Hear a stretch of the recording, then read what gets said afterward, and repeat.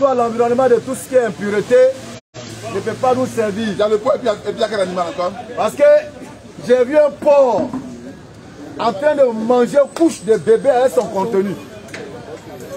Et avant de manger la couche, il venait de bouffer des intestins pourris d'un poulet. C'est ça qui est pas tout là.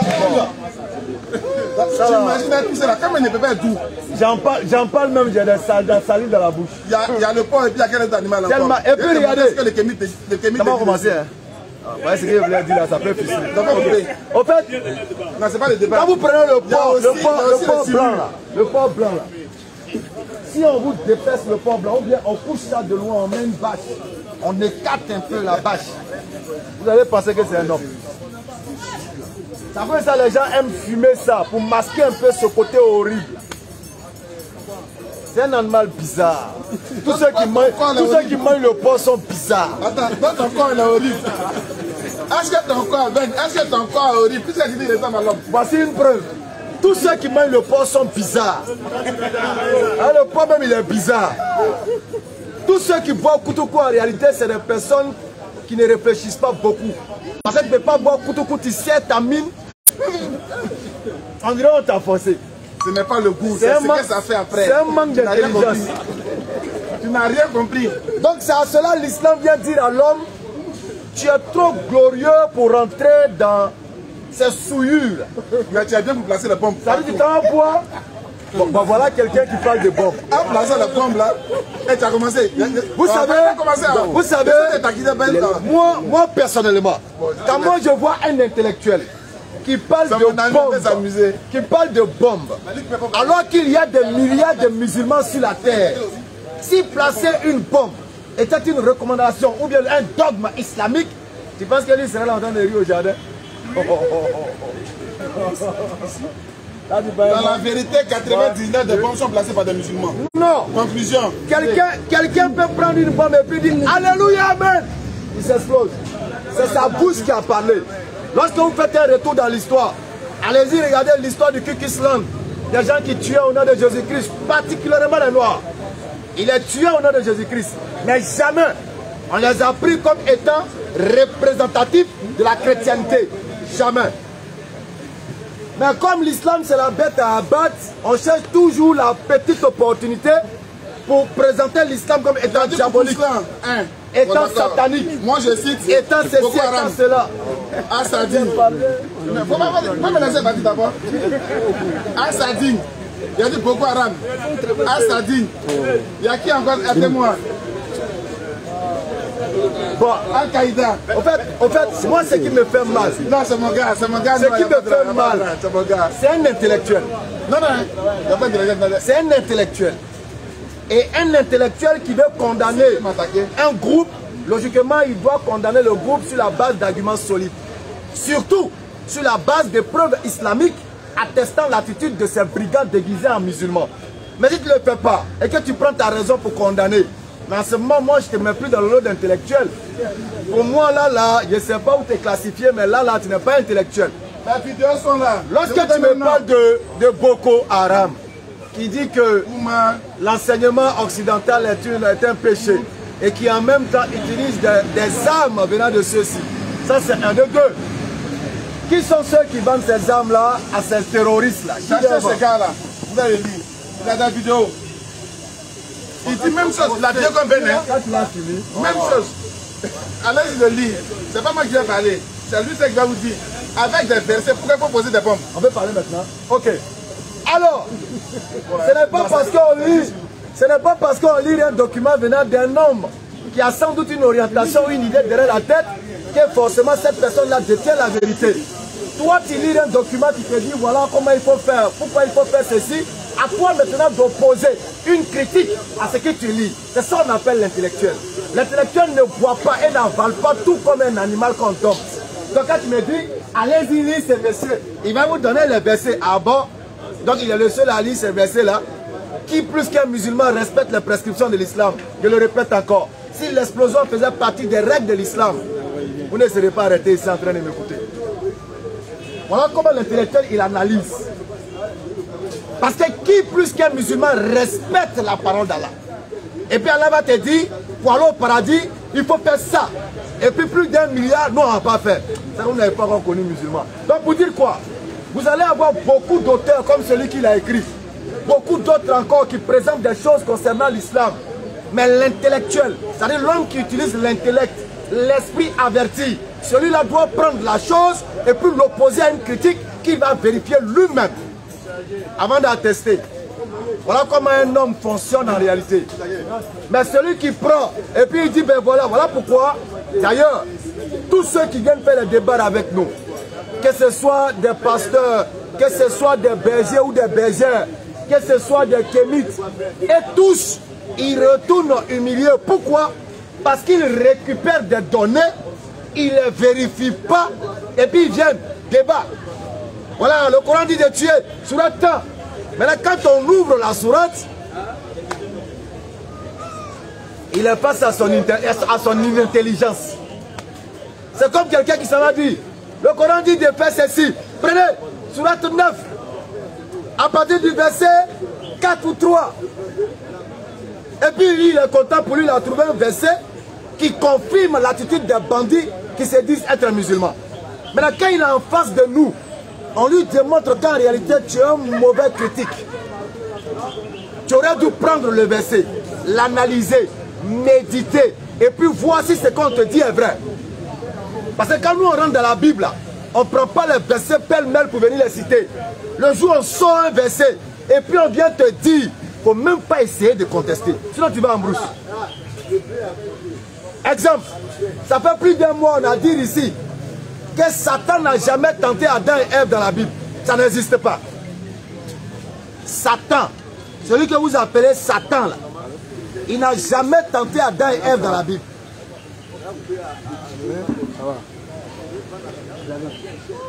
Tu vois, ça fait presque un mois.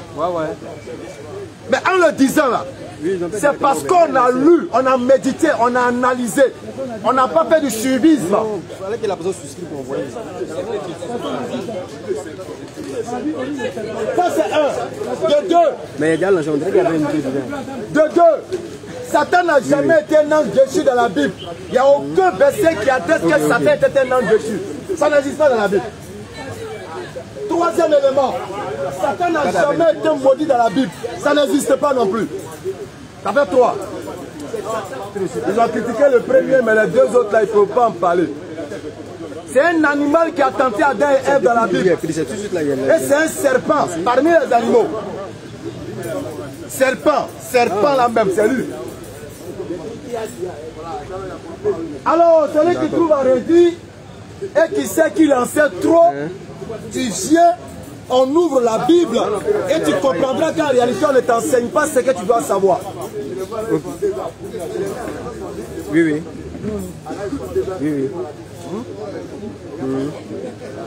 Attends, les gars, avancez ici. Vous avez barré la route. Avancez. Toi, il faut approcher. Alors, peuple du jardin, tous ceux qui ont soif de la vérité, elle est unique. Elle est unique. Et cette unique vérité-là, c'est la vérité qui a été enseignée par tous les prophètes. Et cette vérité n'est rien d'autre que l'attestation de l'unicité d'Allah. Jésus a appelé à adorer Allah. Moïse a appelé à adorer Allah. Tous les prophètes ont appelé à adorer Allah. Ils n'ont enseigné aucune autre divinité. En dehors de cette divinité-là, qui est la véritable divinité digne d'adoration. Voici la vérité. Le péché originel n'est qu'un mythe dans la Bible. Aucun chrétien ne peut défendre ici la thèse du péché originel. Parce qu'ils ne connaissent pas. La chose où c'est le serpent qui tente Adam et Ève, quand tu as dit quoi, c'est péché originel. Et à toi, tais-toi, tu n'as pas le niveau. Il faut te taire, tu n'as pas le niveau. Alors ceux qui ont le niveau, qui sont courageux, là, ils viennent et puis ils disent Ben, viens en parler. Mais quand Ben n'est pas là, tout le monde devient sachant. Mais quand Ben apparaît, tout le monde devient élève, on s'assoit. Et puis on fait comme si on ne l'entend pas. Non, lui, il est le plus nul. Depuis des années. Ouais, Adjé. Je ne te sens pas, mon frère. Oh là là, c'est ça qui est ton problème. Alors, le doyen, ça fait des années, on se connaît. Et ce doyen, c'est quelqu'un qui appelle. La dernière fois, il me voit, il me dit oui, bonne et heureuse année. Il dit pas que je me souhaite bonne et heureuse année. Il dit non, mais c'est la nouvelle année. Il dit, est-ce que toi, tu fêtes 24 et puis 25? Jusqu'à aujourd'hui, le doyen n'a pas répondu. J'ai dit, si tu ne fêtes pas le 24 et le 25, ne me souhaite pas bonne année. Voilà ce qu'il a dit au doyen. Parce qu'il va répondre comment? Bon, viens, doyen, viens parler. Parce que qui dit bonne année doit fêter le 24 et le 25. Parce que c'est relié. Le 31 est relié au 24 et au 25. Tous les jours, c'est la fête. Et tous les jours, c'est la fête. Si tu fais la volonté de Dieu, tu connais la volonté de Dieu. Tu ne connais pas la volonté de Dieu pour le 24. Tu ne connais pas la volonté de Dieu pour le premier. C'est bon, on peut avancer, doyen. C'est pourquoi le Christ a dit, ces hommes ne m'adorent que par des commandements d'hommes. Ces gens-là, ils ne m'adorent que par des commandements d'hommes. Le 24 était un commandement d'homme. Le 25 était un commandement d'homme. Le 31, commandement d'homme. Premier encore, commandement d'homme. Il n'y a aucune trace biblique attestant ou recommandant ces fêtes-là. Voici la vérité. Alors nous étions en train de dire ceci. Lorsque vous prenez l'histoire de Adam et Ève dans la Bible, dans le Coran, vous comprenez que le véritable Dieu miséricordieux, c'est Allah. Car lorsqu'il a créé Adam et Ève, il leur a donné la possibilité d'habiter dans un endroit. Et Adam et Ève ont été induits en erreur par le diable. Et Allah, qui sait que Adam et Ève sont les premiers êtres, ne mesurant pas tout le contour de ce qu'on appelle le péché, va leur transmettre la parole du salut et de la repentance. Il va donner les mots qu'il faut à Adam pour que Adam puisse les retourner à lui, son créateur. Alors le Coran nous dit dans la sourate 2, Adam reçut de son Seigneur les paroles de la repentance. Il s'est repenti auprès d'Allah et Allah a agréé son repenti. Et qu'est-ce que Dieu va lui dire? Allah lui dit, descendez.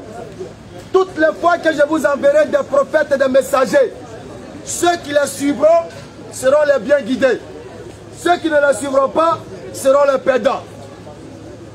Voilà ce que Allah a donné comme sentence à Adam et Ève. Mais dans la Bible, ils ont reçu non seulement la malédiction. Adam ne s'est pas repenti. Ève ne s'est pas repentie. Or, lorsqu'il y a péché, qu'il n'y a pas de repentance, la meilleure destination, c'est l'enfer. Alors, en conclusion, selon la Bible, Adam et Ève sont en enfer. Voici la réalité.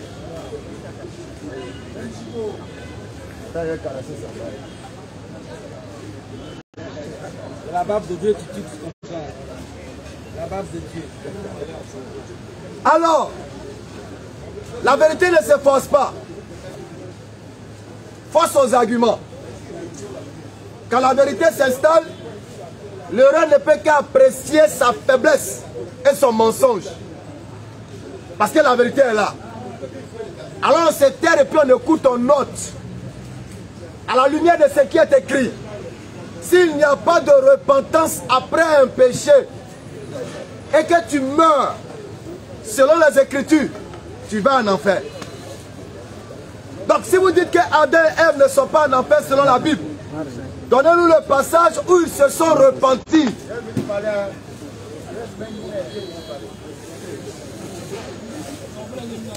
Tout ce qu'il faut faire, c'est ça. Distraire le monde par derrière. Alors, venez nous prouver que ces deux êtres-là se sont repentis.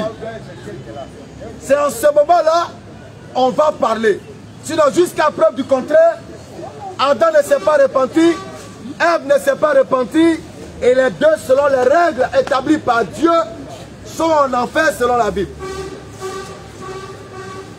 Alors que dans le Coran, Adam s'est repenti, Ève s'est repentie, et le Seigneur, la miséricorde, a agréé les repentis, et ils sont au paradis. Voilà la rectification que le Coran vient apporter. Parce que le Coran, c'est la synthèse des livres révélés. Le résumé établissant la vérité ultime. Une vérité qui ne peut être contestée. Une vérité qui ne peut qu'être acceptée à cause de son éloquence. C'est ça le Coran. Les Arabes étaient de grands poètes, mais le Coran est venu leur montrer qu'en réalité, ils ne savaient rien. Eux-mêmes, ils étaient étonnés de la disposition rythmique des vers du Coran. C'est une beauté, c'est une merveille. Alors nous sommes ouverts à toutes vos questions pour pouvoir échanger en toute fraternité. Le menteur, c'est celui qui ment, il traverse le village. Nous, on ment et puis on a arrêté parce qu'on sait que notre mensonge en réalité est la vérité. Il n'est que mensonge pour celui qui a peur de la vérité. Nous disons que, en dehors de l'adoration, de la prosternation devant l'Éternel qui est Allah, tout autre culte vous destine à la géhenne. Que tu sois kémite, brahmaniste, bouddhiste, adorateur de fétiches, vous tous, si vous ne revenez pas repentant vers Allah, votre destination, c'est là où vous savez. Et c'est une évidence. Allah, pour nous démontrer l'évidence de ce jour-là, nous dit, méditez sur votre sommeil. Tant que vous dormez et tant que vous vous réveillez, sachez qu'il y aura une résurrection. De la même manière, tu ne sais que tu es mort que quand tu es mort. Tu ne sais que tu dors que quand tu te réveilles. Alors, compte tenu de ce beau mystère qui nous est donné, l'heure est à la méditation, à la réflexion, loin de nous toute passion. Parce que la passion nuit dangereusement à la réflexion. Or, le Coran nous invite à la réflexion et à la méditation. Le Coran ne te dit pas d'attendre le Saint-Esprit pour te faire des révélations. Le Coran dit de méditer. Si c'est que le Coran t'offre comme enseignement ou comme lecture, médite, analyse, réfléchis. Il ne faut pas attendre l'Esprit Saint qui va quitter comme une colombe pour descendre sur toi. Parce qu'il ne va jamais descendre. L'oiseau, Esprit Saint là, il ne va jamais descendre. Il ne descendra jamais. Et tous ceux qui disent qu'ils voient Dieu, ou bien tous ceux qui disent qu'ils ont vu Jésus, c'est des génies, vous avez vu, déguisés en peau d'homme. C'est pas Dieu. C'est des génies, vous avez vu, qui ont pris la forme humaine et qui n'ont fait que réaliser le dessein de votre esprit. L'islam vient orienter l'homme vers le Créateur. L'islam vient redonner à l'homme sa position d'alors. Cette position de gloire. Cette position de tranquillité. Cette position d'honneur. C'est pourquoi Allah il dit, nous avons honoré les fils d'Adam sur la terre. Nous les avons honorés. Nous les avons élevés. Et parmi les femmes du monde, Allah il a fait la grâce à une femme du nom de Myriam, que vous appelez communément Marie. Allah lui a fait la grâce de lui donner un enfant sans connaître d'homme. Mais malheureusement, ce miracle du Seigneur a été récupéré par des personnes comme quoi Dieu serait venu sur la terre au travers d'une vierge. Subhanallah. À Allah toute la pureté. Jésus n'est qu'un miracle d'Allah. Tout comme il appelle le miracle pour Adam, à qui il a dit soit, et il fut, tout simplement. Il n'est pas Dieu, il ne sera pas Dieu, il ne pourra jamais être Dieu. Il n'est pas fils de Dieu, il ne sera jamais fils de Dieu. Parce que si vous dites que Jésus est fils de Dieu, alors acceptez que Adam aussi est fils de Dieu, dans le sens propre du terme. Mais pourquoi ils sont lâches comme ça? Hein? Voici des gens qui disent détenir une vérité. Non seulement ils ont honte de leur vérité, et ils ont honte de la défendre. C'est dommage. Voilà quelqu'un qui dit que Jésus n'a pas péché. Alors que moi, il te démontre dans ta Bible que Jésus est un pécheur. Tu vois, non? C'est compliqué. Vous ne lisez pas la Bible. Donc, toutes vos questions seront les bienvenues. Nous sommes à la phase de questions-réponses. On vous démontre dans la Bible que Jésus, là, c'est un pécheur selon les Écritures bibliques. Mais selon le Coran, tous les prophètes sont purs, ils ne sont pas pécheurs. Mais selon la Bible, Jésus est un pécheur. Et c'est écrit noir sur blanc. Question. Arrêtez de boudonner comme des mouches. Oh. Dès que je donne d'eau, si vous ne croyez pas, je sors tout de suite de même arrêter là-bas. Ben là même, là, il dit quoi même? Ben même, il dit quoi même? Il a arrêté, il boudonne, on dirait mouche. Moi, je suis là. Quelle est ta préoccupation?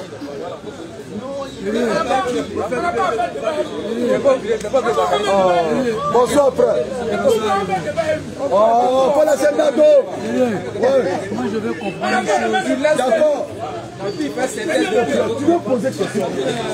Je veux comprendre une chose sur la Bible. La chose que je veux comprendre. Alors ça, s'il te plaît. Nado, s'il te plaît. Nado. Nado.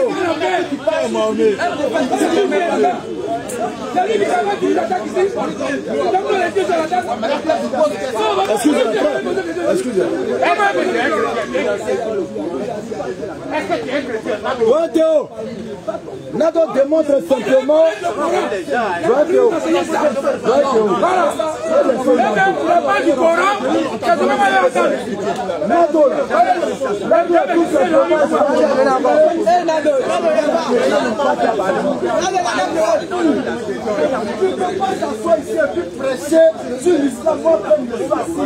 Et puis elle sait que tu es en train de mentir. Il est venu ici et puis il a demandé du mal.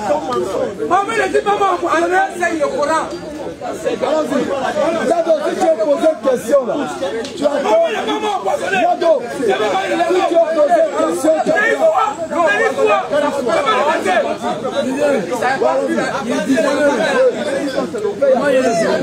tu la Bible est là.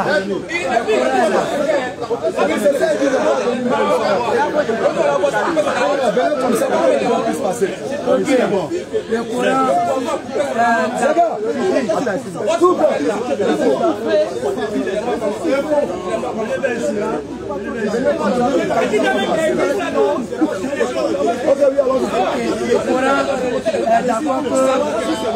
Adam et Ève étaient les premières personnes. La Bible nous dit que Adam et Ève étaient les premières personnes sur la terre qui ont eu deux enfants. Ce sont Caïn et Abel. Par ma connaissance, Caïn a tué Abel. Et il est resté seul, comme le fils d'Adam. Pour continuer dans la Bible, on me dit Adam et Ève ont eu fils Seth. Or, avant ça, Dieu a donné l'ordonnance à Adam et Ève de se multiplier pour remplir la terre. Et alors, comment ils se sont multipliés, et nous sommes arrivés. Je veux comprendre.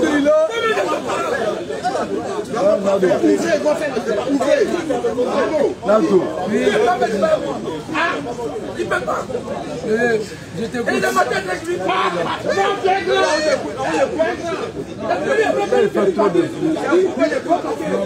Il dit qu'à matin, tu dis quoi mon petit?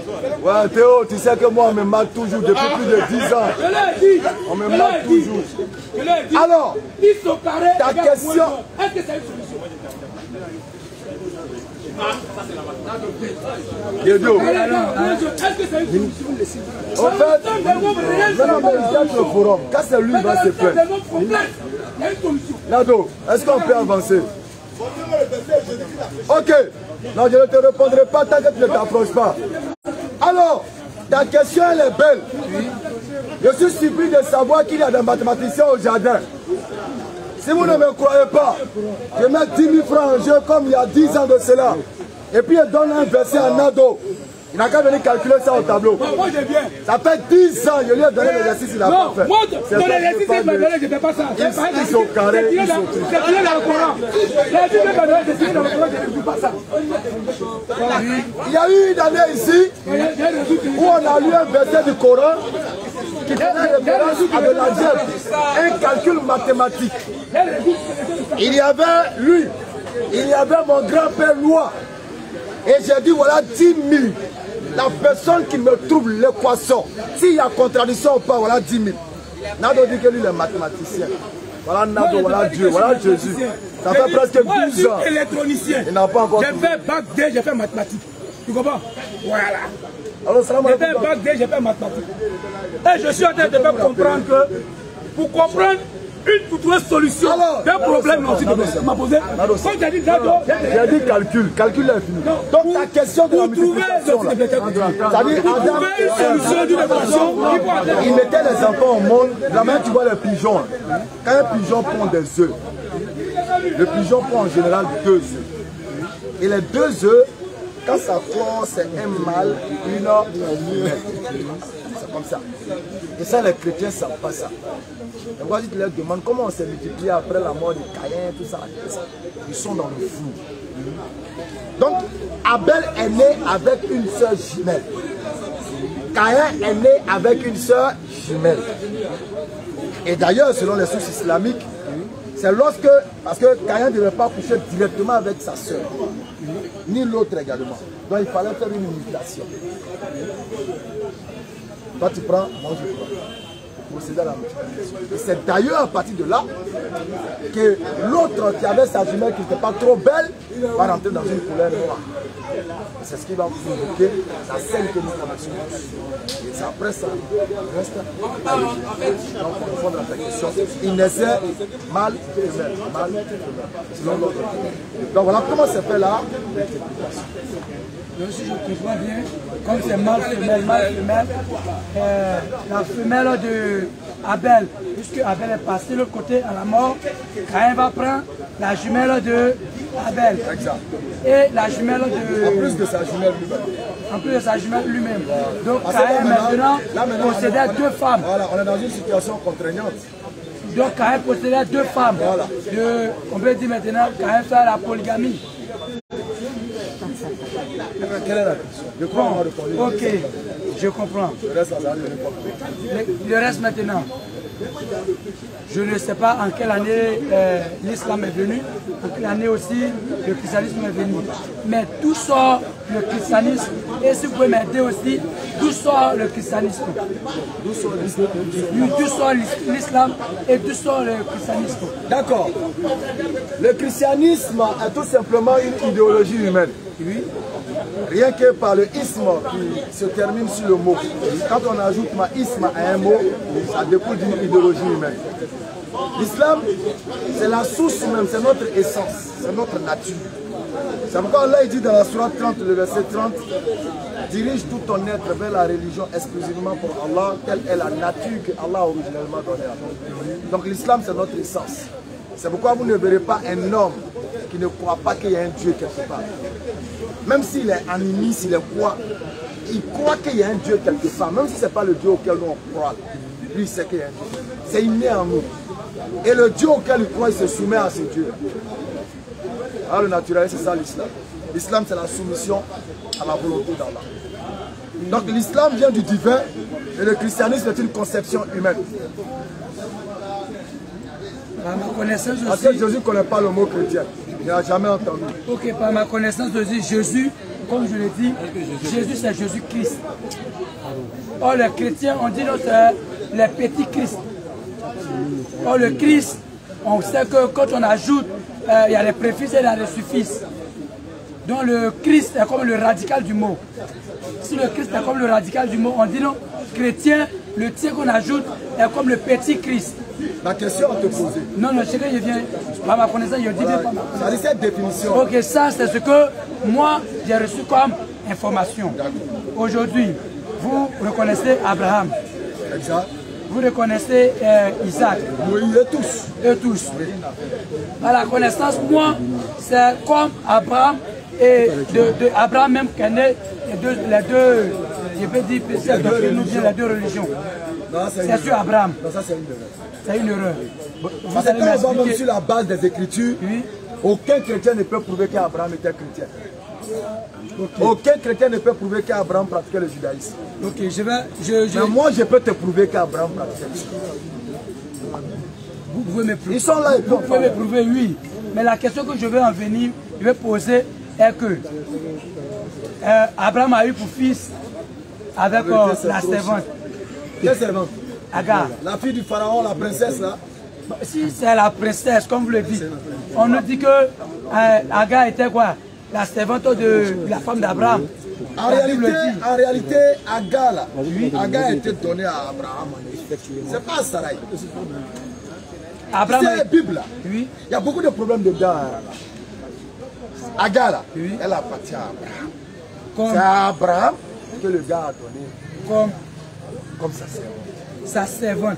Maintenant, oui. Les rabbins nous disent que Agar était la fille de ce roi ou ce pharaon. Maintenant, comme il a posé une action, oui. Il s'est dit qu'il vaudrait mieux pour lui que sa fille soit esclave chez un croyant pareil que d'être princesse chez lui. Donc il donne sa fille. Ok. Donc aujourd'hui, peut-être je compte dans une cour à papa et maman. S'il y a une servante dans la cour, la servante est pour nous tous. Puisque la servante, c'est elle qui lave la tête, c'est elle qui fait tout. Donc la servante, c'est la servante d'Abraham.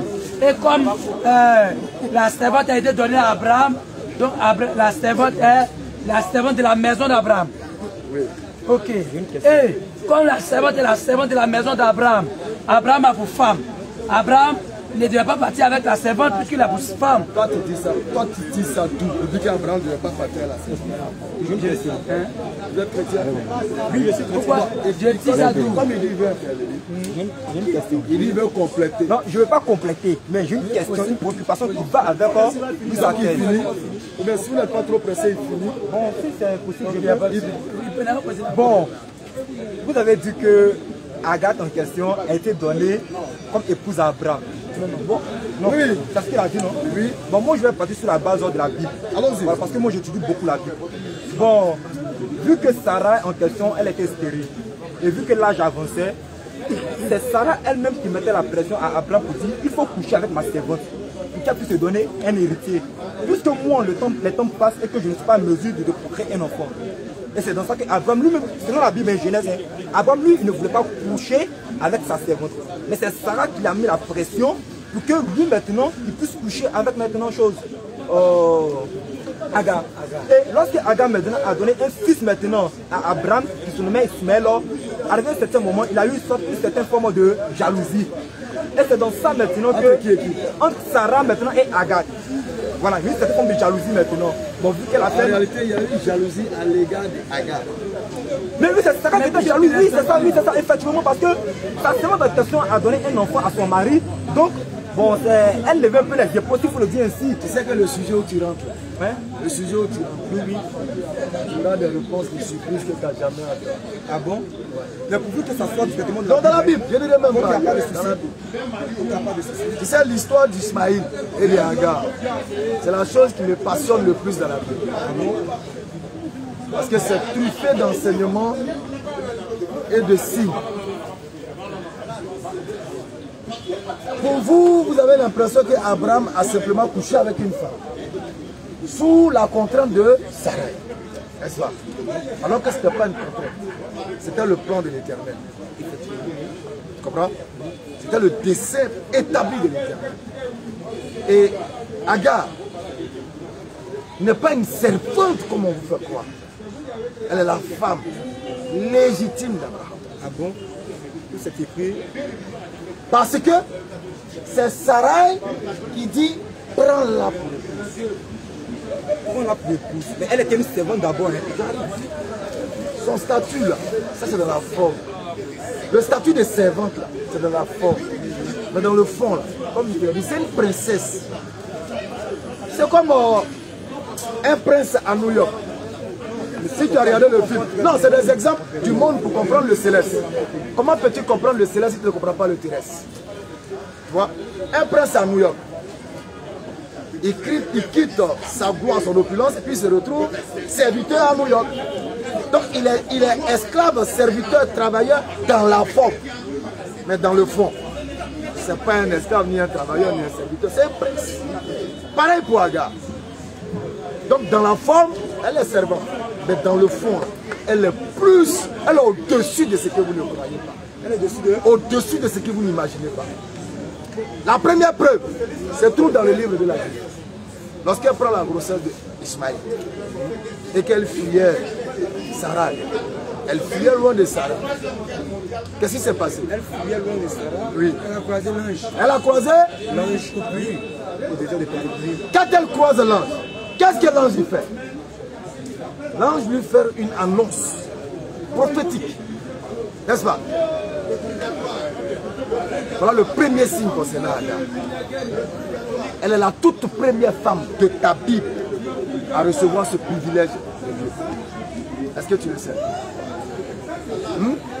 Donc je t'informe. C'est une information. Mais est-ce que cette information elle est irrévocable, biblique? Ok, donc tu peux me donner le Genèse chapitre 16. À partir du verset 12. Abraham était âgé de 40.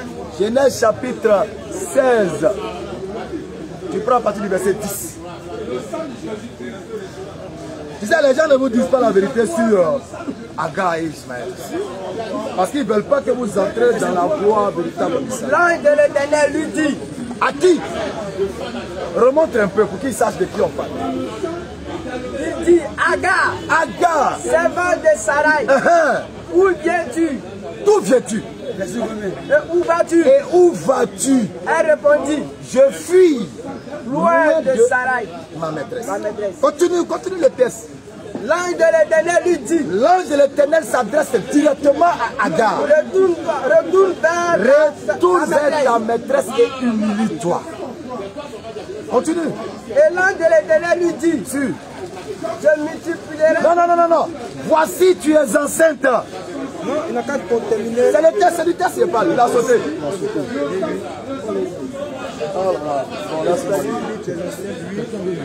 Je remercie toute la bande pour ce joli effort. Alors, Genèse chapitre 16, bien, à partir du verset 10, l'ange de l'Éternel lui dit, je multiplierai ta postérité, sera si nombreuse qu'on ne pourra la compter. L'ange de l'Éternel lui dit, voici tu es enceinte et tu enfanteras un fils et tu lui donneras le nom d'Ismaël, car l'Éternel t'a entendu dans ton affliction. Elle est la toute première femme à bénéficier de cette grâce. La visitation d'un ange pour une annonce prophétique. Voici le premier grand signe concernant Agar. Si Agar était un homme, elle était prophète. Elle disait ça. Amos chapitre 3, 7, Dieu ne fait rien sans le révéler à ses serviteurs, les prophètes. Si Agar était un homme, elle rentrait dans le rang de prophète. Donc comme c'est une femme, elle rentre pas dans ce rang. Mais elle a le rang de la réception du message comme un prophète. Et elle est la première. Tu penses que c'est fortuit ça? C'est un symbole. Ça c'est un. Le deuxième élément, l'ange lui dit que l'enfant que tu portes s'appelle Ismaël. C'est ce qu'il veut dire Ismaël? La réponse est dans le texte. Voilà. Voilà le sens d'Ismaël. Le deuxième symbole ici c'est quoi? C'est que Ismaël est le tout premier enfant de la Bible à porter le nom de l'Éternel qui est elle. Est-ce que ça tu le savais? Qui est elle. Est-ce que ça tu le savais? Non, tu ne le savais pas. Avec trois symboles. Et toi tu penses que c'est cadeau? Lorsque on veut continuer le verset 9. Ouais, continue. Il n'y a pas de problème. Jusqu'au verset 12 si tu veux. Là, il sait que ça va toujours aller. Oh, c'est là-bas, c'est toute la beauté du texte. Je l'ai dans le verset 12. C'est 12 là qui les intéresse. Oh, c'est là-bas, c'est tout le sens de ce qu'on a dit. Moi, je vous comprends parfaitement. Mais est-ce que tu me comprends? Tu es d'accord? Je suis d'accord avec toi. Je suis d'accord avec toi. Si tu n'es pas d'accord, elle est d'accord. Donc, je suis tout à fait d'accord. Bon, au finish maintenant, on sait pas ce qui s'est passé un peu. Mais, lorsque Agar a couché bon Ismaël, quelques temps après, Moïse a reçu des anges et Abraham plutôt a reçu des anges et puis bon, les anges ont prophétisé Sarah pour dire que non, l'année prochaine, à la même époque, tu aurais un enfant. Elle a donné Isaac. Mais comment se fait-il que Dieu n'a pas pris Ismaël et puis c'est Isaac qui l'a choisi. C'est écrit où qu'il a choisi? Oui, bon. C'est écrit où? C'est dans le même livre de Genèse. En fait, Abraham en question voulait l'héritier. Exact, Genèse chapitre Mais 15. Ismaël en question n'était pas l'héritier d'Abraham. C'est qu'il était l'héritier d'Abraham, mais c'est écrit. C'est dans le livre de Genèse. D'accord, si on suit la chronologie que tu dis, tu vas voir qui est l'héritier. Et en fin de compte maintenant, lorsque il a mis Isaac, maintenant, il aimait Isaac. Il aimait? Il aimait Isaac. Mais Ismaël n'était pas là, parce que Ismaël n'était pas là. Attends. Un homme qui ne fait pas d'enfant. Et puis Dieu lui permet d'avoir un enfant. Et puis après cet enfant, il a un autre enfant. Lequel, logiquement, il va aimer? Bon, le prémisse de sa vie. Je ne me souviens pas. Celui qui symbolise sa divinité, c'est lui qui va aimer. Et celui-là, il s'appelle Ismaël. Ismaël est son... C'est-à-dire, il n'espérait pas, il est vieux. Et puis, le miracle que Dieu opère au travers de lui, c'est Ismaël. Frère, ne parle pas à côté. Pose la question. Tu comprends? Tu comprends? Ismaël est le signe de sa vigueur. C'est lui là. C'est pourquoi, quand Sarah lui a dit de chasser Ismaël, Abraham n'était pas content. Mais c'est parce que Dieu lui a dit, laisse. Écoute la voix de Sarah. Mais pourquoi Dieu maintenant a dit à Abraham de laisser quand il aimait Ismaël et puis il a dit écoute la voix de Sarah? C'est très simple. Quand Dieu dit à Abraham, laisse Ismaël partir avec sa mère, c'est un rejet, non? C'est un rejet.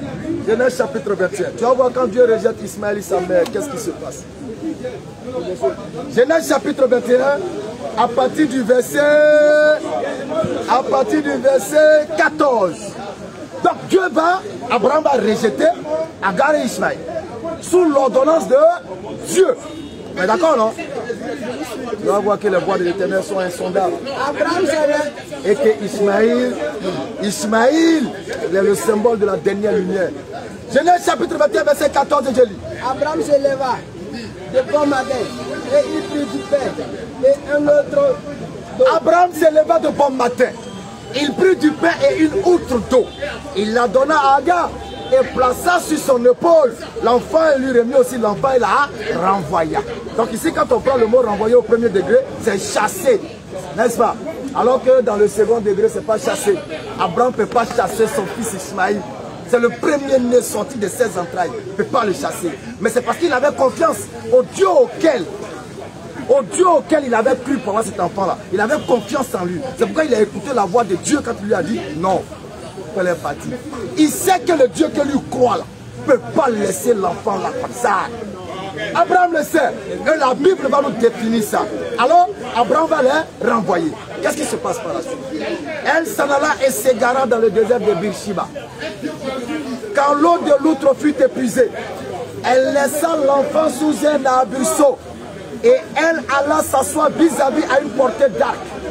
Car elle disait que je ne vois pas mourir mon enfant.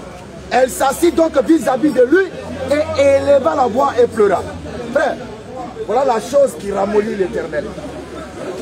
Les larmes et les supplications d'un vertueux. Les larmes et les supplications d'un croyant ramollissent Dieu, quelle que soit sa couleur en l'âme. Donc, Agar est en train de pleurer, elle est en train de prier Dieu par rapport à son enfant qui est en train de mourir de soif.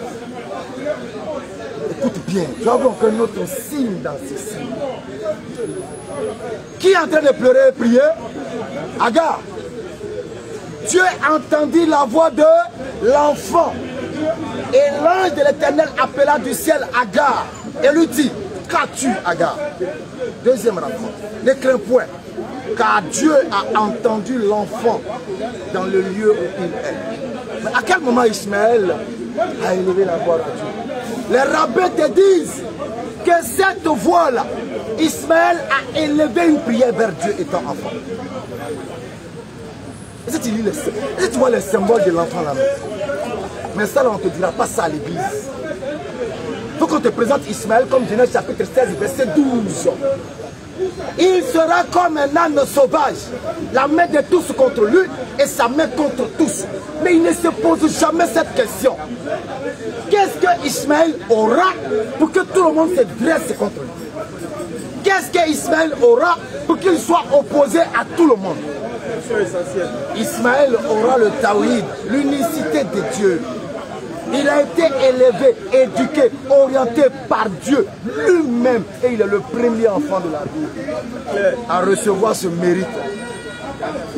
À être éduqué par Dieu lui-même. Mais quand Dieu lui-même éduque un homme, c'est pour le préserver. C'est pour le protéger. Il veut le préserver pour quelque chose de grand. Nulle part dans la Bible. Tu prends de la Genèse à l'Apocalypse, tu vas voir quelqu'un qui a été éduqué, élevé par Dieu, à part Ismaël. On pourrait dire peut-être Adam. Je ne parle pas d'Adam. Ismaël. L'enfant qu'on vous enseigne à l'église, on dit c'est un enfant bataille légitime. C'est de lui qu'on est en train de parler. Non, il y a d'autres qui le disent. Voilà, il y a d'autres qui le disent. Et je ne lis pas dans le Coran, je suis dans la Bible. Je continue. Genèse chapitre 21. Ils ne lisent pas, mais ça, ils ne lisent jamais ça à l'église. Parce que s'ils lisent ça, vous allez poser des questions et ça va vous réveiller la conscience et l'intelligence, vous allez réfléchir. Donc, on vous dit non, c'est un enfant, voilà, c'est un âne sauvage, Ismaël là, il faut faire attention. Genèse chapitre 16, 12, c'est ça, on lit beaucoup dans vos lieux de culte pour présenter Ismaël comme un mauvais. Or, derrière ce verset 12 de la Genèse 16, il y a une question. Mais pasteur, qu'est-ce que Ismaël aura pour que tout le monde soit contre lui? Question. Voici la question qu'il faut poser au pasteur et au prêtre. Ismaël, là, il a quoi et puis tout le monde est contre lui? Et puis lui seul, il est passe à tout ce pays. Il a quoi? S'il répond à cette question, il comprendra que Ismaël, c'est pas n'importe qui. Non, je n'ai pas dit ça. Tu vois, je n'ai pas dit ça. Je suis en train de te montrer. D'abord, tu as dit Agar servant. Tu as dit dans la forme. Mais dans le fond, il n'est pas servant. Alors, on continue le test. Verset 19. Regarde. Dieu lui ouvrit les yeux. Les yeux de qui? De Agar. Hein? Hey! Dieu ouvrit les yeux de Agar. Montre-moi une personne dans la Bible que Dieu a ouvert les yeux pour voir un miracle de Dieu. Faut montrer un. Avant Agar. Oui, un seulement. Regardez-le ici, le baptiste. Un. Il n'y en a pas. C'est l'occasion de faire de lui un chrétien. Dieu lui ouvrit les yeux. Agar. Mais Agar, toi, tu es qui? Et puis Dieu envoie son ange vers toi. 2 fois pour ne pas que tu meurs dans le désert. Tu es qui, Agar? Ou bien l'enfant qui est dans toi là, c'est qui? Pourquoi Dieu t'ouvre les yeux? Pourquoi? Toi, tu es qui, Agar? Dieu ouvrit les yeux d'Agar, elle vit un puits d'eau. Elle alla remplir d'eau l'outre et donna à boire à l'enfant. Verset 20. Dieu fut avec l'enfant qui grandit, habita dans le désert et devint tiré d'arc. Dans la Bible, quand on dit Dieu fut, Dieu est avec ses élus. Dans la Bible, Dieu il est avec les élus. On est d'accord, non? Donc on dit Dieu fut avec l'enfant Ismaël qui grandit devant Dieu. Alors quand Dieu est avec, quand Dieu fut avec les enfants d'Israël, c'était pour les éduquer. Il les éduquait. Donc quand Dieu est avec l'enfant Ismaël, il éduque. L'enfant grandit sous l'éducation spirituelle, physique, morale de Dieu. Selon la Bible. Mais Ismaël, qui es-tu? Qui es-tu pour recevoir cette grâce-là de Dieu? Du Dieu qui est écrit dans la Bible. Maintenant, regarde la tricherie à l'égard d'Ismaël. Ils ne vont jamais te dire, dans aucun lieu de culte, Dieu d'Abraham, Dieu de Jacob, Dieu d'Isaac, Dieu de Noé, Dieu de Tan. Jamais Dieu de... Jamais. Mais frère, pourquoi? Alors que c'est le même Dieu qui fut avec l'enfant. Est-ce que c'est Dieu de la Bible est le Dieu d'Ismaël? Est-ce qu'il est le Dieu d'Ismaël? Est-ce que le Dieu de la Bible est le Dieu d'Ismaël? Mais pourquoi ils ne disent jamais Dieu d'Ismaël? Qu'est-ce que vous cachez? Qu'est-ce que vous voulez qu'on ne sache pas? Voilà la raison de notre présence sur le terrain.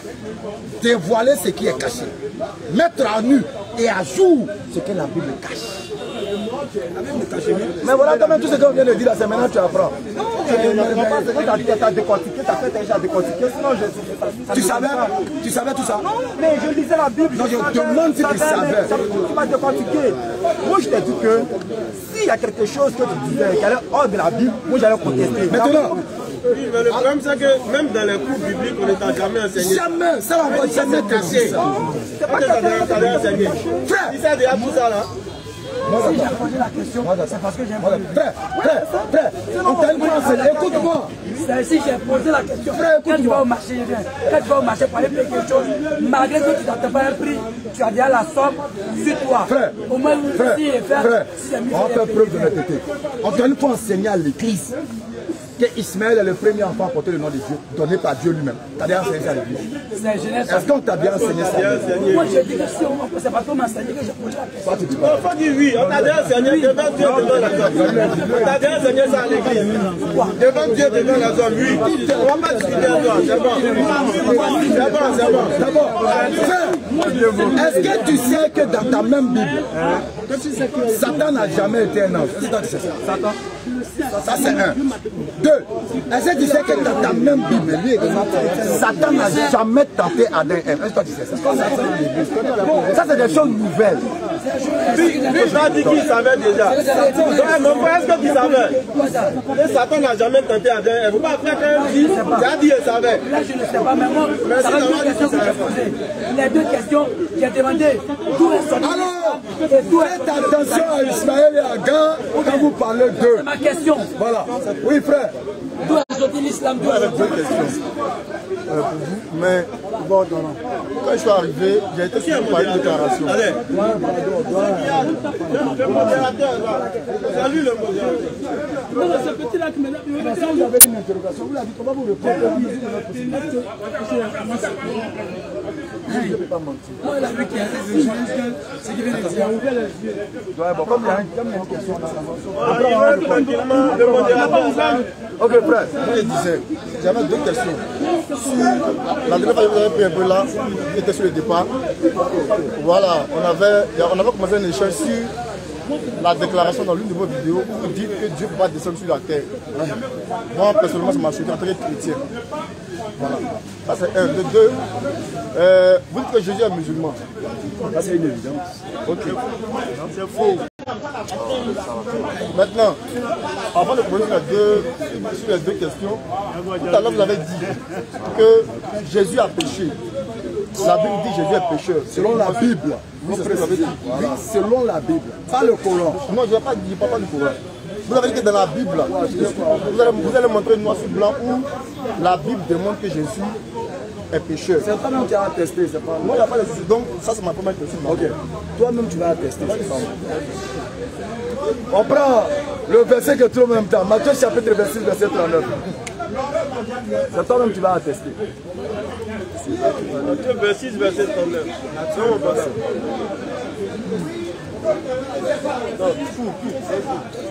Puis, Matthieu 26, verset 39. Pour savoir de qui il s'agit, c'est le verset 36. Là-dessus, Jésus alla avec eux dans un lieu appelé Gethsemane. Et il dit aux disciples, asseyez-vous ici pendant que je m'éloigne pour prier. Il prit avec lui Pierre et les deux fils de Zébédée et il commença à éprouver de la tristesse et des angoisses. Il dit alors, mon âme est triste jusqu'à la mort, restez ici, veillez avec moi. Puis, ayant fait quelques pas en avant, il se jeta sur sa face et pria ainsi. Mon Père, s'il est possible que cette coupe s'éloigne de moi, toutefois, non pas ce que je veux, mais ce que tu veux. La question est celle-ci. La coupe, c'est la mort. Jésus dit qu'il veut que cette mort-là s'éloigne de lui. Il veut que ça s'éloigne de lui. En d'autres termes, je ne veux pas mourir. Est-ce que Jésus serait exaucé? Est-ce que Jésus serait exaucé? Il dit que lui ne veut pas mourir. Est-ce que Jésus serait exaucé? C'est sa question.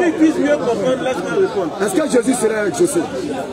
Je ne peux pas le lire ma question. Non, non, la réponse même. C'est une pédagogie. Est-ce que Jésus serait exaucé? Jésus dit, Père, s'il est possible que cette mort, cet assassinat, cette crucifixion se loigne de moi. En d'autres termes, lui là, il ne veut pas mourir. Il demande à Dieu que lui ne veut pas mourir.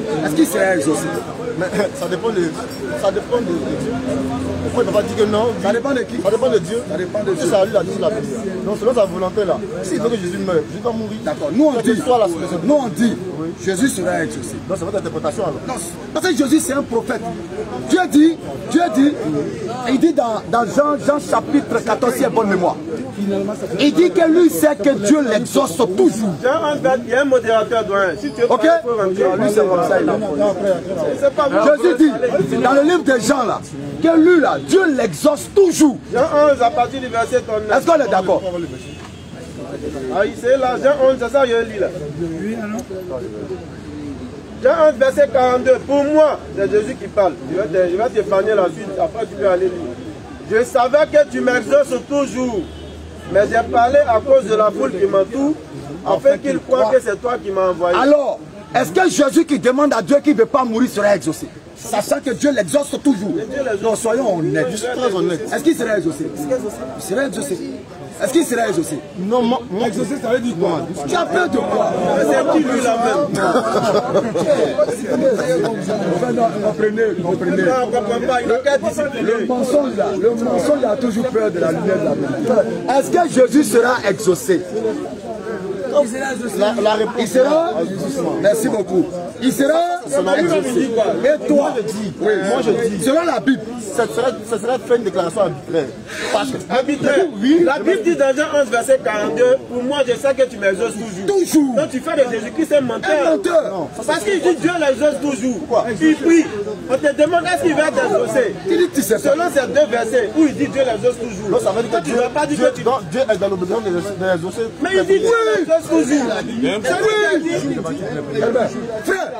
Frère, priez les uns pour les autres, s'il te plaît, écoute, tu ne connais pas la Bible. Regarde, on te démontrer que Dieu là, Dieu est obligé d'exaucer ceux qui font sa volonté. Selon la Bible. Il n'y a pas de verset qui parle de la Bible. Il n'y a pas de verset. Frère, Jésus dit que Dieu l'exauce toujours. Maintenant, Jésus demande à Dieu qu'il ne veut pas mourir. Est-ce que Dieu va l'exaucer, oui ou non? Non, il ne peut pas répondre. C'est un oui, ou bien tu développes, c'est un non, tu développes. C'est toi. Moi je dis, je ne veux pas dire non, mais je dis que je dis pas toujours. Parce que c'est écrit oui, parce qu'une prière, non. Si moi je te réponds, si moi je te réponds la question, tu ne pourras pas me répondre. Comme je dis, retourne la question. Pose la question. Laissez-moi me dire. Parce que tu me demandes de répondre à une question oui ou non. Non, je dis. Parce que si tu dis oui, tu vas développer. Non. Si tu dis non, tu développes. Non, pourquoi? Donc c'est toutes les raisons qu'on donne oui ou non. Ça toutes les questions qu'on donne. Ça, tu me cherches pour faire débat. Non, c'est pas débat en fait. Tu vas te me poser. Non. Tu m'as posé une question. Frère, si tu n'as pas le niveau, on va avancer. On va lui donner une dernière chance. Pourquoi ils sont honnêtes? Regarde, je t'accorde une dernière chance. En termes, non, on ne te chasse pas. En termes d'honnêteté. Voilà un verset. En fait, soyons honnêtes dans l'échange. Parce qu'il s'agit du salut. On n'est pas venu gagner un combat de boxe. En fait, on n'est pas le poker. Il s'agit de ton salut. Donc, allons les Écritures. Bien sûr, le verset dit, Jean 11, verset 42, pour moi, je sais que tu m'exauces toujours. C'est Jésus qui parle. Mais c'est pour Jésus. Est-ce qu'il dit vrai ou faux? C'est pour Jésus, là. C'est pour Jésus. C'est pour Jésus, là. Mais qui exauce la prière? Donc, Jésus peut dire quelque chose que Dieu n'agrée pas. Tu dis quoi? Est-ce qu'il peut dire quelque chose que Dieu n'agrée pas? Mais pourquoi pas? Donc, Jésus peut mentir. Non, attends. Mais oui, dire quelque chose que Dieu n'agrée pas, c'est mentir. Est-ce qu'un prophète peut mentir, un prophète comme Jésus-Christ? Pourquoi? Jésus peut mentir. Oui ou non? Pourquoi? Tu n'es pas sûr. Non, moi, allez. Tu n'es pas sûr de tes réponses. Non, il a peur lui-même, il a peur de ça. Tu tombes comme toi. S'il te plaît. Mais la lecture la lecture même te corrige et puis te répond. Tu dis non. À ce moment-là, on va dire quoi?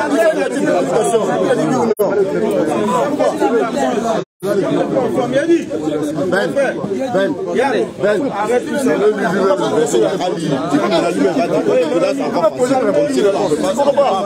Tu vas poser une question.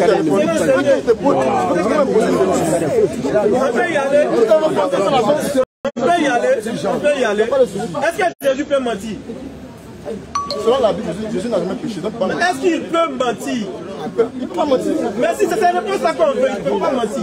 Maintenant, il dit, Jean 11, verset 42, c'est écrit, hein. Je sais que tu m'exauces toujours. Est-ce qu'il ment ou il dit vrai? Il dit la vérité. Donc, quand il prie pour ne pas mourir, est-ce qu'il est exaucé ou pas?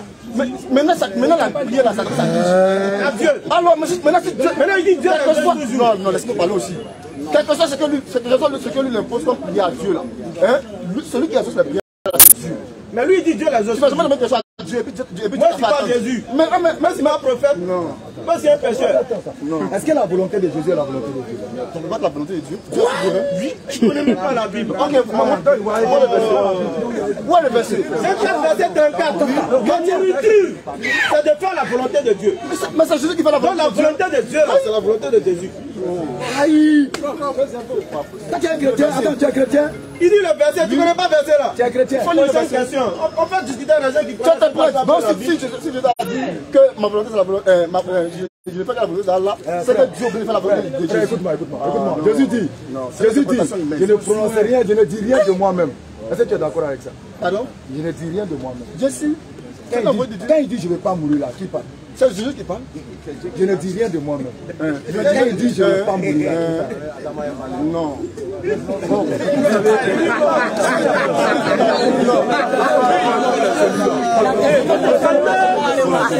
Quand on va finir, on va dire l'enseignement. S'il vous plaît.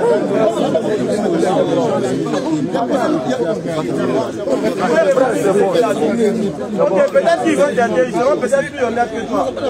Allons-y. Ils seront un peu plus honnêtes que toi. Il y a un verset de Colossiens qui dit ce que tu as entendu. Colossiens qui dit ce que tu as entendu. Colossiens combien, verset combien? Colossiens 9, ce qui veut dire que ce que tu as entendu, tu as vu de moi, pratique-le parce que c'est Dieu qui lui a ordonné de faire ce qu'il a fait. Donc si c'est le cas, c'est que Jésus dit, ça vient de Dieu. Bon, ton frère t'a enseigné, on si ça vient de Dieu, ok. maintenant si ça vient de Dieu, ça veut dire que Dieu l'a exaucé. Ça veut dire que Dieu l'a exaucé. Maintenant si Dieu l'a exaucé, est-ce qu'il peut mourir encore? Est-ce qu'il peut mourir encore? Tu as vu non? Quand tu prends Jacques chapitre 5 verset 16, on dit prier les gens pour les autres. Donc il y a une très grande. Oh Jésus est juste. Tu vois non, il n'est pas, il n'est pas. Alors, nous allons continuer. Prochaine question. Non, on termine là, on n'a pas donné l'enseignement. Je ne voulais pas trop, mais je voulais poser comme une question. Je voulais poser une question. Normalement, les débats,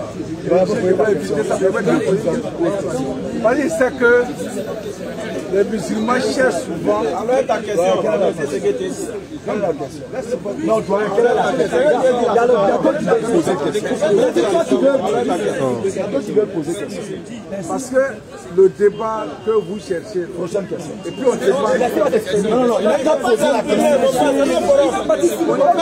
Vous voulez poser la question? Il a sa base, Donc allez-y, on vient échanger. Non, allez-y. C'est facile, il faut lui demander depuis combien d'années on s'appelle. Il y a même étonné. Il faut lui demander, monsieur, depuis combien d'années vous vous connaissez? Donc je ne vais pas le laisser faire ses polémiques. Avec en réalité, il n'avait pas de questions à poser, non? Je connais. En réalité, il n'avait pas de questions à poser. Il voulait juste se faire quoi? Allons-y. Bonjour, M. Bert. Bonjour, doyen. Je ne sais pas si vous vous rappelez de moi. Allons-y. Voilà, c'est moi qui avais posé la question d'affaires à la Ah oui. Vous avez publié, mais je vous salue d'abord, vous avez bien répondu. Les gens l'ont vu ça au Canada ou à Londres, depuis Amsterdam, moi j'étais satisfait. Mais il y a une seule question que je ne suis pas satisfait. Parce qu'on a dans le débat, on a dans le débat là-bas en Europe. Moi, Kone Moussa, musulman pratiquant, je ne peux jamais accepter qu'un individu va ôter la vie aux gens au nom de l'islam. Moi, ça me tape sur le nez. Moi, je vis en Europe, ça me tape sur le nez. Je dis, quand je vais venir à Abidjan, je vais vous poser la question, ce que vous allez dire. Moi, je ne connais rien. Selon moi, je ne suis pas là pour faire débat avec vous. Selon ce que vous allez dire, moi, je vais me passer sur ça là-bas pour pouvoir parler aux gens. Je reviens toujours l'assassinat des journalistes de Charlie Hebdo à Paris. est une religion musulmane, qui est une religion de paix, qui est une religion de pardon. Ce n'est pas une religion de... N'embrouille pas les gens, vous n'embrouillez les gens. Le modérateur, c'était posé pour que le respecter, c'est le modérateur. C'est ce que j'avais pas dit là. Mais moi, ça n'est pas pour la question. Moi, je vais poser la question. Voilà. Attends, écoutez quelque chose, s'il vous plaît. Ici, là-bas, le forum là, c'est le forum de la BAM. Donc, s'il vous plaît, vous qui êtes derrière, je sais pas où, vous qui êtes venu poser des questions.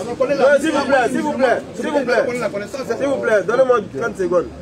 Faites un effort de ne pas manquer de respect à aucun membre parmi nos groupes là, quel que soit le plus petit. S'il dit quelque chose que nous on lui a pas dit de se taire, c'est pas à vous qui allez lui dire. S'il vous plaît, faites cet effort là. Ne manquez plus de respect à un membre du groupe. Lui là, c'est le modérateur. Si lui dit que le grand ne pose pas de questions, nous on suit. Sachez ça. Ce qu'il va dire, c'est ce qu'on va faire. Donc quand il parle là, il a toute la latitude de parler, de cadrer le questionnaire. C'est les règles du forum. Quiconque ne veut pas se plier aux règles du forum, alors il n'est pas le bienvenu dans le forum. Parce qu'on vient échanger fraternellement. Si vous ne pouvez pas obéir à nos règles, alors ce n'est pas la peine de venir échanger avec nous. Ça peut éviter le désordre. Ça évite beaucoup de choses. Et qu'on soit clair sur ça, une bonne fois pour toutes. Inch'Allah. L'assassinat des journalistes de Charlie Hebdo à Paris, ils avaient caractérisé, ils avaient fait la photo du prophète sallallahu alayhi wa sallam. Nous qui sommes musulmans, des individus qui se sont levés, allaient assassiner ces journalistes-là en disant qu'ils ont offensé le prophète sallallahu alayhi wa sallam. Vous, M. Ben, qui connaît beaucoup l'islam, plus que moi, ceux qui sont partis venger, ceux qui sont partis assassiner les journalistes-là, sous prétexte qu'ils sont partis venger le prophète, bon, putain, le prophète sallallahu alayhi wa sallam, c'est pas un homme qui se venge. Nous, on connaît un peu le passage du prophète sallallahu alayhi wa sallam. Et il y a certains musulmans qui ont le culot là-bas en Europe pour saluer les gens qui sont partis saluer, qui sont partis côté les gens à les journalistes. Vous connaissez beaucoup l'islam, vous pouvez nous informer. Moi, là, je sais comment il faut me tuer. Ça, c'était un assassinat, c'était salutaire pour l'islam ou c'était pas salutaire pour l'islam. Allez-y.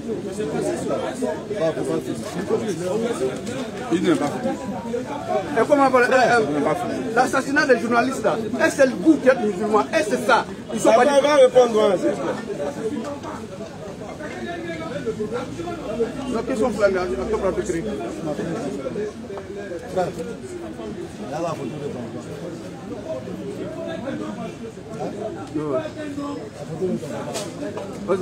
La photo de ton papa. Comment on veut voir? Ça m'explique? Si on veut voir, ça m'explique. Parce que ma religion est une religion de père, le prophète est non père. Même si on va faire la photo du prophète, il ne va pas donner. Tu vois, tu le dis parce qu'on est dans une foule. Non, c'est pas ça. Tu le dis parce qu'on est... Non, j'arrive. Tu le dis parce qu'on est dans un endroit où tu dois te contenir. Je n'ai jamais vu ton père. Et puis je le dessine devant. Et il y a ça va. Tu es sûr que tu auras cette relation. Je peux me fâcher, mais je ne vais pas tuer quelqu'un pour ça. Tu peux te fâcher. Je ne vais pas tuer quelqu'un pour ça. Alors, tu peux te fâcher. Au nom de l'islam. C'est-à-dire, je n'ai jamais vu ton père, mais je le dessine. Pour te provoquer. Qui provoque doit s'attendre à une réaction. Comment? On dit la liberté d'expression. Tu connais les formes d'expression? Je peux revendiquer par la parole. Je peux revendiquer par des bandeaux. Je peux revendiquer par des coups de poing. Tout ça là, c'est l'expression de la... Voilà, c'est la liberté d'expression. Arrivé à un moment, ne lésez personne si vous ne voulez pas être lésé. N'opprimez pas si vous ne voulez pas être opprimé. Parce que toute réaction du mouton, c'est le mouton à la main. La semaine dernière, vous avez dit, on a répondu. Parce que c'est un sujet qu'on ne veut pas aborder à cause de certains thèmes. Parce que Facebook, quand tu emploies des thèmes, on bloque ta page, on fait ceci. Ils n'ont jamais vu notre prophète, ils le dessinent pourquoi. Nous on dit chez nous là, on ne caricature pas avec les yeux et tout ça, non. Mais vous allez caricaturer quelqu'un pour dire voici leur prophète, alors que personne n'a vu son image, c'est de la provocation. Il ne faut pas provoquer. Parce que tout le monde n'a pas la même sensibilité. Moi comme ça là, tu peux le faire, puis ça me dit rien. Moi il te voir comme un fou. Mais il y a un autre là, lui sera plus fou que toi. Il peut avoir une autre réaction. Donc le mieux là, quand quelqu'un te dit chez moi ça là on ne fait pas, il faut respecter. Parce que ta liberté, les mêmes là, Ils disent que ta liberté s'arrête là où commence celle des autres. Donc quand tu outrepasses le champ d'action de ta liberté, tu es sorti de ta raison. Donc, c'est un sujet même que tu dois plus revenir sur. Ils ont fait de la provocation. Et pour ajouter même à cela, est-ce que tu es au nom de quelque chose? Je m'excuse pour l'image. On va ajouter. On va ajouter.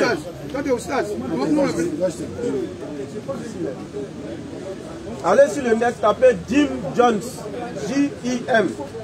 J-O-N-E-S. Jim Jones. Vous partez taper ça sur le net. Je ne vais pas vous dire, je vais pas vous en dire plus. Allez-y taper également David Koresh. Allez-y taper sur le net. Vous allez voir qu'ils ont tué des milliers de personnes au nom de la Bible, avec des versets de l'Apocalypse. Ils ont brûlé les gens vifs.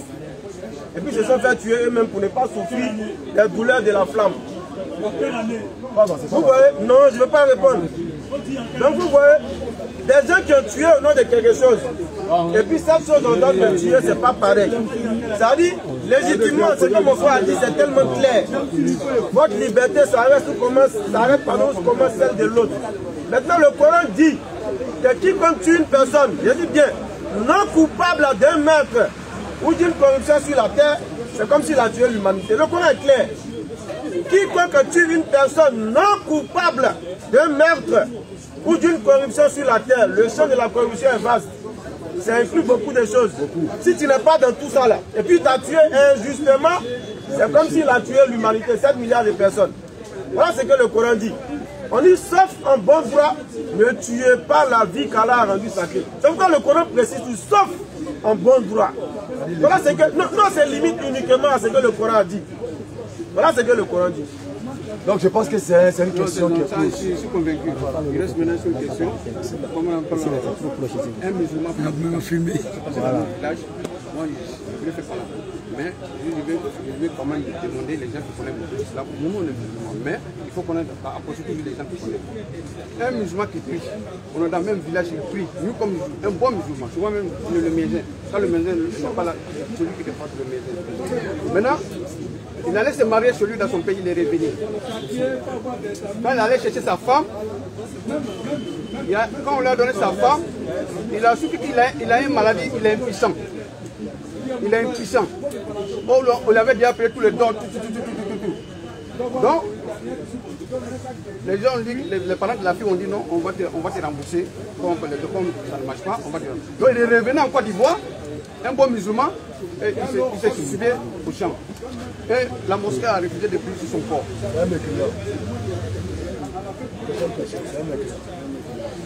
Il ne croit pas. C'est une question. C'est un mécréant. Parce qu'il ne fonctionne pas mal. Voilà, il a laissé. Est-ce qu'on ne peut pas prier sur son corps?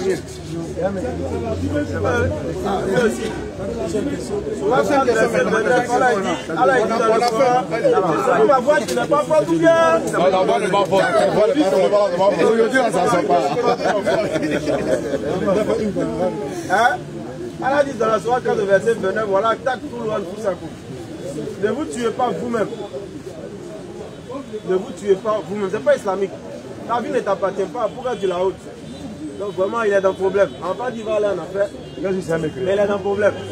Non, c'est un peu fort aussi. Dis c'est un mécréant. Il m'a fait tellement fâché. Tu t'es suicidé ou quoi? Mais normalement, on doit aller chercher les gens comme lui pour prier sur lui. Les gens qui aiment se tuer là, c'est eux on doit prendre pour prier sur lui. On va gagner ça où? Nous, on ne peut pas prier sur lui. Allez, c'est ceux qui aiment se tuer, ils vont préparer. Ça dit, ceux qui Al-Mar ou Al-Adin et l'homme et son ami, là, ils ont la même religion. Donc, c'est les gens qui sont comme lui, là. On doit prendre pour prier sur lui. Donc, si on a trouvé les gens qui aiment se suicider, quand il y a problème, alors, ils vont prier sur lui. Si on n'a pas trouvé, nous, on ne prie pas sur lui.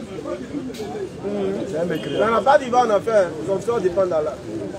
Maintenant, comment on appelle un cadavre qui vient à la mosquée. Moi, je suis à Djamé. On m'envoie mon corps ici à Djamé, à la mosquée de Plateau. Personne ne me connaît là-bas. l'imam des plateaux là, sur mon corps là, qu'est-ce qu'il doit dire? Il doit dire, est-ce que c'est un musulman ou bien il priait, les deux là? On va demander, est-ce que les gens qui vont prier sur mon corps, parce qu'ils ne me connaissent pas, est-ce qu'ils doivent demander? Les gens qui vont envoyer ton corps là. Ou bien ton corps va venir sur. Ouais, non, les gens qui vont envoyer mon corps. Donc ceux qui vont envoyer ton corps là, on va leur poser la question. Qu'est-ce qu'ils vont dire? Ah, ils vont dire c'est qui ça? C'est eux qui t'ont envoyé, non? Non, mais il y a des gens qui sont dans le même quartier, c'est pas le cas à New York comme ça. C'est eux qui t'ont envoyé, non? S'ils t'ont envoyé à la mosquée, c'est qu'ils veulent témoigner que tu es musulman. Maintenant, s'ils sont dans le même quartier, ils sont dans le même quartier. Quand on envoie son corps devant la mosquée, et l'imam ne voit pas tout le monde. L'imam va pas prier sur son corps, il va demander. Qu'est-ce qu'il va dire? Il va demander s'il prie. Point. Oui. On ne dit pas s'il était musulman, parce qu'il y en a qui disent que l'imam doit dire s'il était musulman. Le premier principe, l'imam qui prie pas n'est pas musulman. Ma question, le gars dit non, l'imam doit demander que seulement c'était musulman, point. Moi, je dis non. Voilà, c'est ce que moi j'ai dit. Lui dit non, non. Tel l'imam doit demander seulement est-ce que c'est un musulman, point. Donc, c'est pas qu'il la connaissance de l'imam. Est-ce qu'il priait?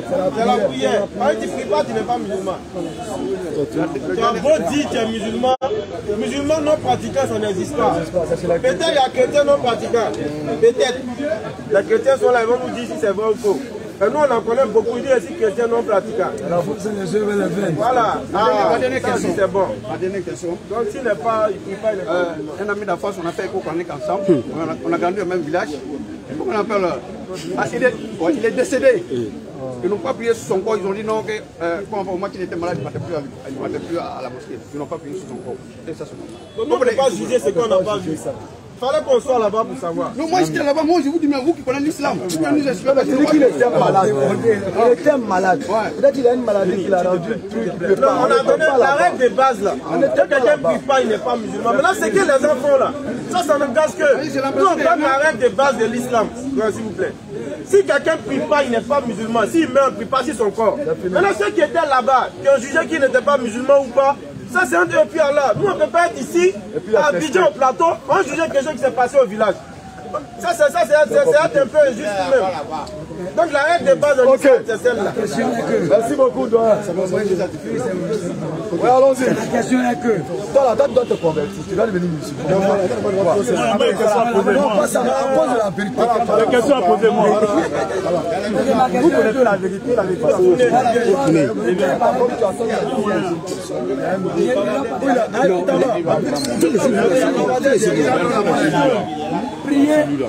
Prier sur un corps, c'est important. Lui à son vivant, lui-même, parce qu'on dit aujourd'hui, quand tu es vivant, tu vis pour toi. C'est un paradis, ça existe, tu vis ton paradis pour toi-même. Tu vois que moi, il doit venir prier pour toi. On l'accompagne. Nous sommes les musulmans et on l'accompagne dans le temps. Comme on ne peut pas venir le mettre comme ça dans la tombe, on vient une poubelle alors on l'accompagne avec des prières. Mais donc l'accompagnement qu'on fait là, est-ce que, je ne sais pas, c'est un ordonnance, comment dire? Une ordonnance. Bien sûr. Oui. Ça fait partie de ses droits sur nous et là devant envers lui. Donc on doit l'accompagner. On doit l'accompagner à sa tombe. Parce qu'un jour, moi j'étais une prière où l'église catholique faisait. Donc ça c'est l'église. Moi j'ai dit que moi je ne veux pas son importance. Non, ça c'est à votre niveau. Attends, l'important de prier sur l'homme là, tu ne vois pas. Non, dans ton testament, il faut dire si tu veux, non, qu'elle est te jeter dans le trou. J'ai ça pourquoi il dit quoi? Parce que moi, pour moi, quand tu es vivant, c'est toi qui dois lutter pour toi. Après la mort, tout ce qu'ils vont faire à côté, si toi Dieu a destiné que tu dois aller à l'enfer, il faut beau prier. Il a dit quelque chose. Quand tu es vivant là, tu fais des actions pour toi. Maintenant quand tu décèdes là, tu es dans les capacités de faire quoi que ce soit. Maintenant ton droit sur nous là, c'est ça qui est. On doit t'accompagner. Sinon que ça ne peut pas ouvrir une porte entre toi et Dieu. Ça peut intercéder pour toi si tu étais un bienfaisant. Si c'est qu'on fait sur toi là, tu étais quelqu'un qui l'accomplissait là, ça va intercéder pour toi. Si tu étais quelqu'un qui était un adorateur là, que les adorateurs vont venir prier sur toi là, ça sera une cause d'intercession aussi pour toi. Un complément. C'est un complément. Voilà, mais si tu ne priais pas là, ils ne vont pas prier sur toi. C'est pourquoi on ne prie pas sur ceux qui ne prient pas. Ok. Parce que c'est inutile. Tu comprends maintenant, non? Ouais, on a appelé quelle est ta préoccupation? Tu me vas trop derrière. Question. J'espère au moins que c'est une question vraiment pertinente. Il a trop fait venir derrière. Non, mais tu ne peux même pas rentrer. Il faut bien le filmer. Il faut se filmer. C'est lui qui criait derrière. Depuis lui, ça m'est venu en Côte d'Ivoire. Ça a changé au niveau de la nation. Nous sommes des centaines de jeunes comme ça qui ont pris conscience que la dépravation n'est pas un honneur peut-être pour la jeunesse. Ça c'est un grand changement. Très grand changement. Parmi tant d'autres, est-ce que ça seulement? Là, on est beau, on ne voit pas, on est beau, on ne voit pas, on est beau, on ne voit pas. Ça, c'est pas un changement, ça. Alors que quand tu es dans le drum, tu manges pop, tu fournis. Dans les mouvements, ça, c'est la prochaine question. Il y a une autre question. Celui, ça, c'est un chrétien. Un chrétien, en réalité, en vérité, un vrai chrétien, ça finit de l'alcool, du sexe au mariage, de la cigarette. Toi, tu dis quoi? Ça vient de l'alcool. Ils disent que non, il faut que ça vous dit que Jésus Combien de miracles de Jésus dans la Bible, c'est quoi? Calme-toi. La transmission en vain. Non, vous savez. Combien de miracles de Jésus, c'est quoi? C'était un mariage. C'était pour faire quoi? À l'époque, là, le vin symbolisait la joie. Mais c'était pour voir. C'était un mariage. Non. Pourquoi? Calme-toi d'abord. Calmez-vous. À l'époque, là-bas, à l'époque de Jésus, le vin interdit l'alcool. Non, je n'ai pas dit la Bible interdit l'alcool. La Bible n'a pas interdit l'alcool. Mais c'est pour plusieurs préoccupations. Voilà pourquoi aujourd'hui, nous discutons, abstenez-vous de ça. Parce qu'aujourd'hui, on peut se connaître. Combien de qui? Combien de qui? Moi de ma communauté, nous disent que non, abstenez-vous de l'alcool. Parce que, là, dit que non. Il dit ça tout. Donne-nous le verset. Non, interdit. Alors, parce que c'est quelque chose de différent. Donc, je dis que non, la Bible n'a pas interdit l'alcool. La Bible n'a pas interdit l'alcool. Mais en tant qu'être humain, on sait très bien que la Bible n'a pas interdit l'alcool. On sait que ça va venir après. Attends. Si tu aimes Jésus, tu fais quoi? Tu restes là. Non, Jésus, ça c'est le nom de Jésus. Je n'ai pas dit buvez. Quand il fabrique l'eau en verre, laissez-moi vous poser la question maintenant, ne me stressez pas. Il y a un problème d'abord. Vous vin, n'est-ce pas? Le monde devait manquer. Non, calme-toi d'abord. Lorsque Marie me dit, mais fils, mon aide ne peut pas arriver, est-ce qu'il était obligé? Mais il n'était pas obligé, mais le vin manquait, donc ça, je peux dire qu'il y avait une défaillance. Donc il y avait une importance d'avoir du vin. Mais il y avait une importance. Et les gens ont bu ce sont sous. Non, la Bible ne passe plus, mais c'est pour nous. Tu sais quel vin il a fait? Est-ce que c'est la Bible? Dieu parlait à goûter vers c'est ce qu'il a fait. Donc c'est d'abord pour qui c'est sous. Si ça se fait, alors c'est la base, non. Là maintenant. Donc tu dis que le verre là, c'est d'abord pour qui c'est sous. Calmez-vous. Pas à pas. On est déjà pas à pas. Est-ce que c'était pour qui c'est sous ou pas? Que Jésus a fait. C'était pour qui c'est sous ou pas? Bon là, moi je le sais pas. Moi je le sais pas comment vous répondre. À ce que je sache là, le vin en question, je vous ai dit qu'à l'époque de Jésus là, le vin en question avait une importance. C'était une coutume à l'époque. Lorsque les gens montaient au mariage, il y a une défaillance. Est-ce que ça saoulait ou pas? Mais le vin ça saoule toujours. Mais quand il te ressemble au vin là-haut, quand il te ressemble au vin là-haut, c'est pour que les gens se saoulent ou pas? C'est pour qu'ils sirotent quoi? D'accord, on va lire au verset 10, on a dans Jean 2, on va aller droit au but. Tout homme sert d'abord le bon vin, puis tout homme. Mais d'abord, c'est qu'il a une voix qui passe. Attends, mais tu ne sais même pas où il a transformé l'eau en vin. C'est dans Jean 2, Jean Matthieu. Dans Matthieu, il n'a pas fait ça. Jean 2, oui. Le verset 10. Allons-y. Et il lui dit, oui, tout homme sert d'abord le bon vin. Le bon vin doit faire quoi? Puis le moins bon après qu'on s'est enivré. C'est-à-dire quand tu as fini de servir le bon vin, tu as gagné là. Il faut servir le moins bon. Quand le vieux il a goûté, le vieux il est là-bas, le vieux juste là. Quand il a pris comme ça, il a pris. Il voulait servir du poulet, il est bien là, où? Il est bien là.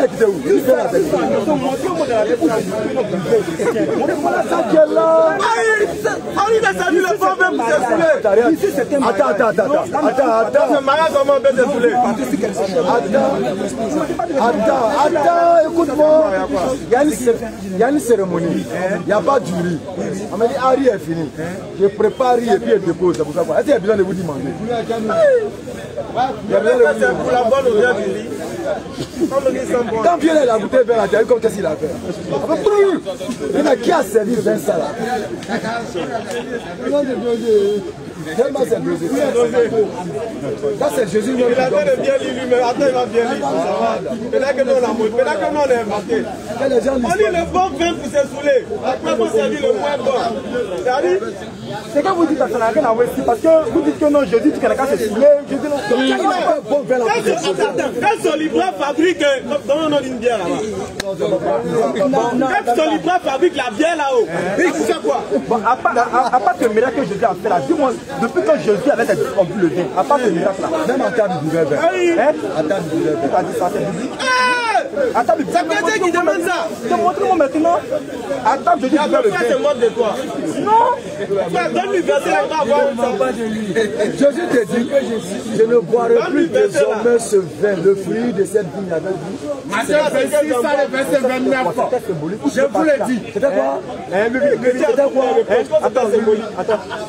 Je vous l'ai dit. Il a bu vin, il dit que je ne boirai plus désormais de ce fruit de la vigne jusqu'au jour où j'en boirai de nouveau avec vous dans le royaume de mon Père. Avant que tu le dises là. Le fruit, l'eau de vigne. Je ne boirai plus. L'eau de vigne, c'est quoi? Je dis quand je ne dis pas de l'eau de vigne. Mais la vigne, c'est pas le raisin. Je dis son eau là, c'est quoi? C'est le vin. C'est sirop. Mais est-ce que c'est forcément que. Est-ce que Jésus buvait le vin ou pas selon la Bible? Tu peux même est-ce que tu es le vin alcoolique maintenant? Yahweh, attends l'alcoolisé. Non, Jésus était musulman. Non, Jésus était musulman. Il buvait bien alcoolisé. Mais il buvait bien alcoolisé. C'est la musulman qui boit bien alcoolisé.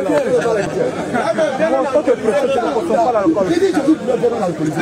Jésus était musulman. Il y a beaucoup de nouveautés. C'est moi qui pose une question. En réalité, ton gars est défend des bonnes mœurs. Tu vois, nous on est d'accord avec ce qu'il défend, s'il te plaît. On est d'accord, s'il te plaît. On est d'accord avec ce que tu défends. On ne doit pas boire. Mais c'est pas ce que la Bible a dit. Si tu cherches salut, salut est ton mœurs que tu défends. C'est dans le Coran que tu as gagné. La Bible n'a pas dit ne pas boire. C'est-à-dire, on prenait verset même, on dit donner de la liqueur forte à celui qui a de la médecine. C'est la même Bible aussi qui dit que maudit celui qui fait boire son année aussi. C'est la même Bible aussi. De quelle partie? Donne-moi. Le proverbe aussi, quand vous prenez donne-nous le verset. C'est le proverbe aussi. L'enseignement de ce verset.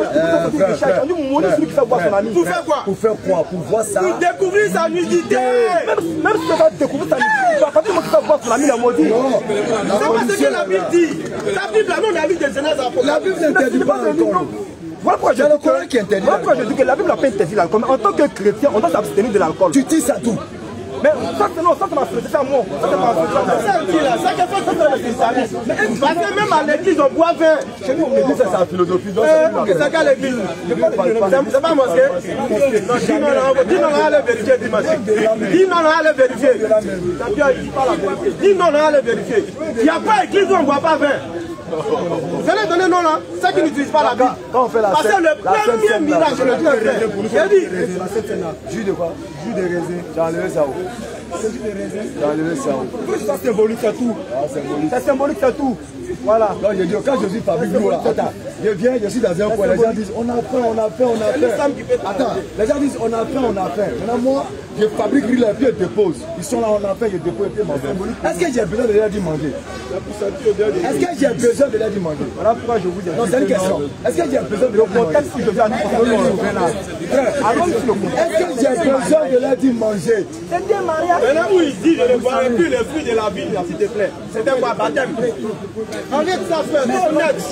Premier miracle là, tu dis c'était un mariage. Ok, même si on doit te le concéder. Dans un autre verset, Matthieu 26, il dit à ses disciples afin de boire vin. Il dit je ne boirai plus de l'eau de cette vigne, mais je boirai là-bas à vous.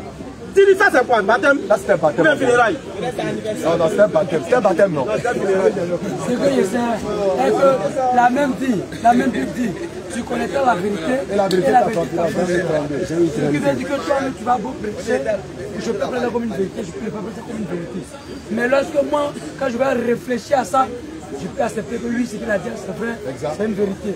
Ou c'est pas une vérité. Ça, c'est ma conception. Vous avez dit que Jésus a fabriqué l'eau, Jésus a transformé, Jésus a transformé l'eau en vin. Ils étaient, comment dire, à un mariage, la nuit de noces, où sa mère était là.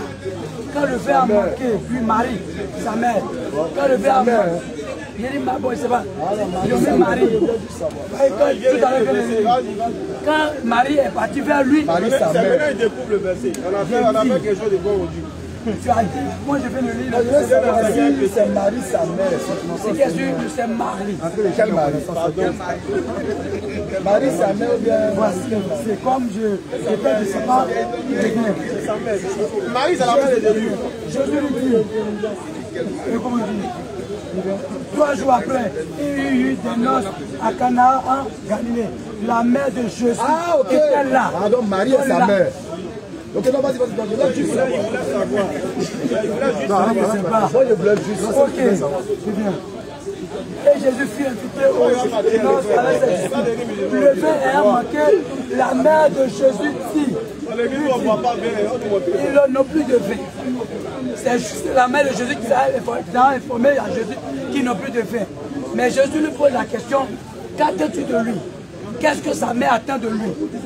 C'est que la mère s'attend à quelque chose de son fils. Il sait que son fils a le pouvoir de créer le vin ou bien de trouver le vin. Et Jésus, pour répondre à l'attente de sa mère, Jésus a opéré le miracle en transformant l'eau en vin. Et il a transformé l'eau en vin, puisque c'est le vin qu'ils sont en train de prendre pour fêter. Ils ont eu le vin, ils ont bu. Mais du bon vin ou du bois, je n'étais pas là-bas. Mais ils ont bu. Ils ont bu. Pour la suite du verset, on dit, c'est après qu'ils ont bu l'ancien vin ou bien le vin gâté, qu'ils ont reçu le vrai vin. Alors là, quand on dit vrai, là, c'est quand tu mets ton doigt et tu fais comme ça. Comme tu me dis ça, la question que j'ai posée, bon, moi j'ai fait un chant, comment on dit, à Cacao. Quand on caresse aujourd'hui, il y a le jus qui sort. C'est bien. Il y a le jus qui sort. Ça, c'est un vin ou bien c'est pas un vin? Quand tu vas fermenter. Donc c'est lorsque ça se fermente que ça devient alcoolisé. Donc le vin que Jésus a fabriqué sur le champ n'était pas encore fermenté ou bien c'était fermenté. Non, mais c'est pas le nom de bon qui veut dire que c'est alcoolisé. Mais on a lu verset 10 là,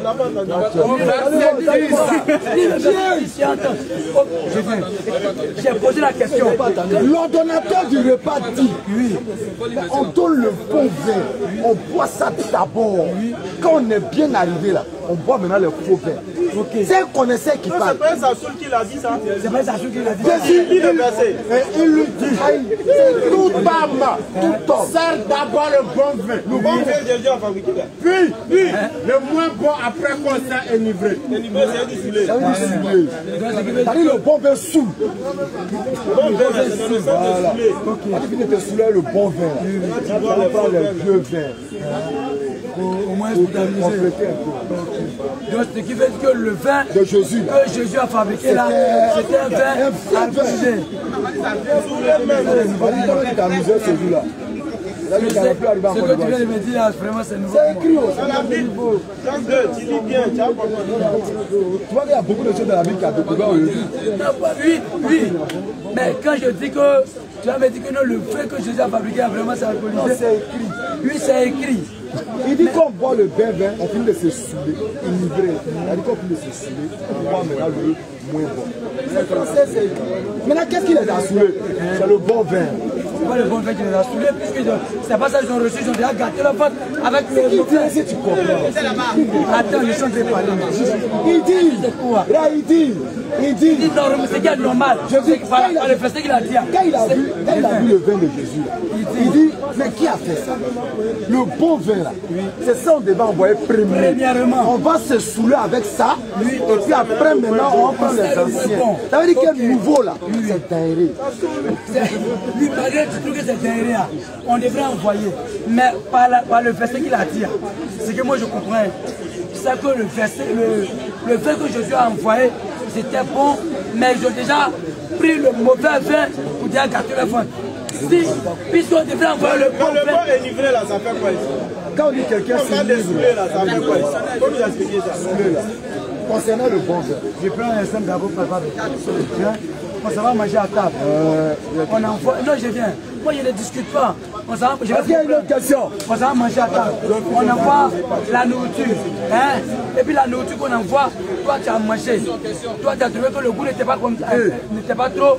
Mais ton ventre est déjà rassasié. Et on envoie toi du coup, tu trouves que non. Ça c'était très doux. Mais ton ventre est déjà rassasié, tu pourras manger encore. Tu vas dire à la servante que... On ne pas les questions qui saoulent, tu n'as pas de nourriture. Je sais pas, du coup, si tu arrives à me répondre, c'est que toi, tu arrives à répondre de ce que je viens de parler. Sinon, moi, je vais dire à la personne, il fallait envoyer d'abord ce qui est doux, je vais manger et sera à l'aise. Que je sais que mon ventre n'est pas à l'aise. Quand on mange à la servante. Ah, quand on boit à la servante, quoi? Pour être à l'aise aussi. Pas saoulé. Pas saoulé. Ok. On a fait mal pris. Très bien. Tu parles de nourriture, on parle de vin. Mais pourquoi? Nourriture, la salie, vin saoule.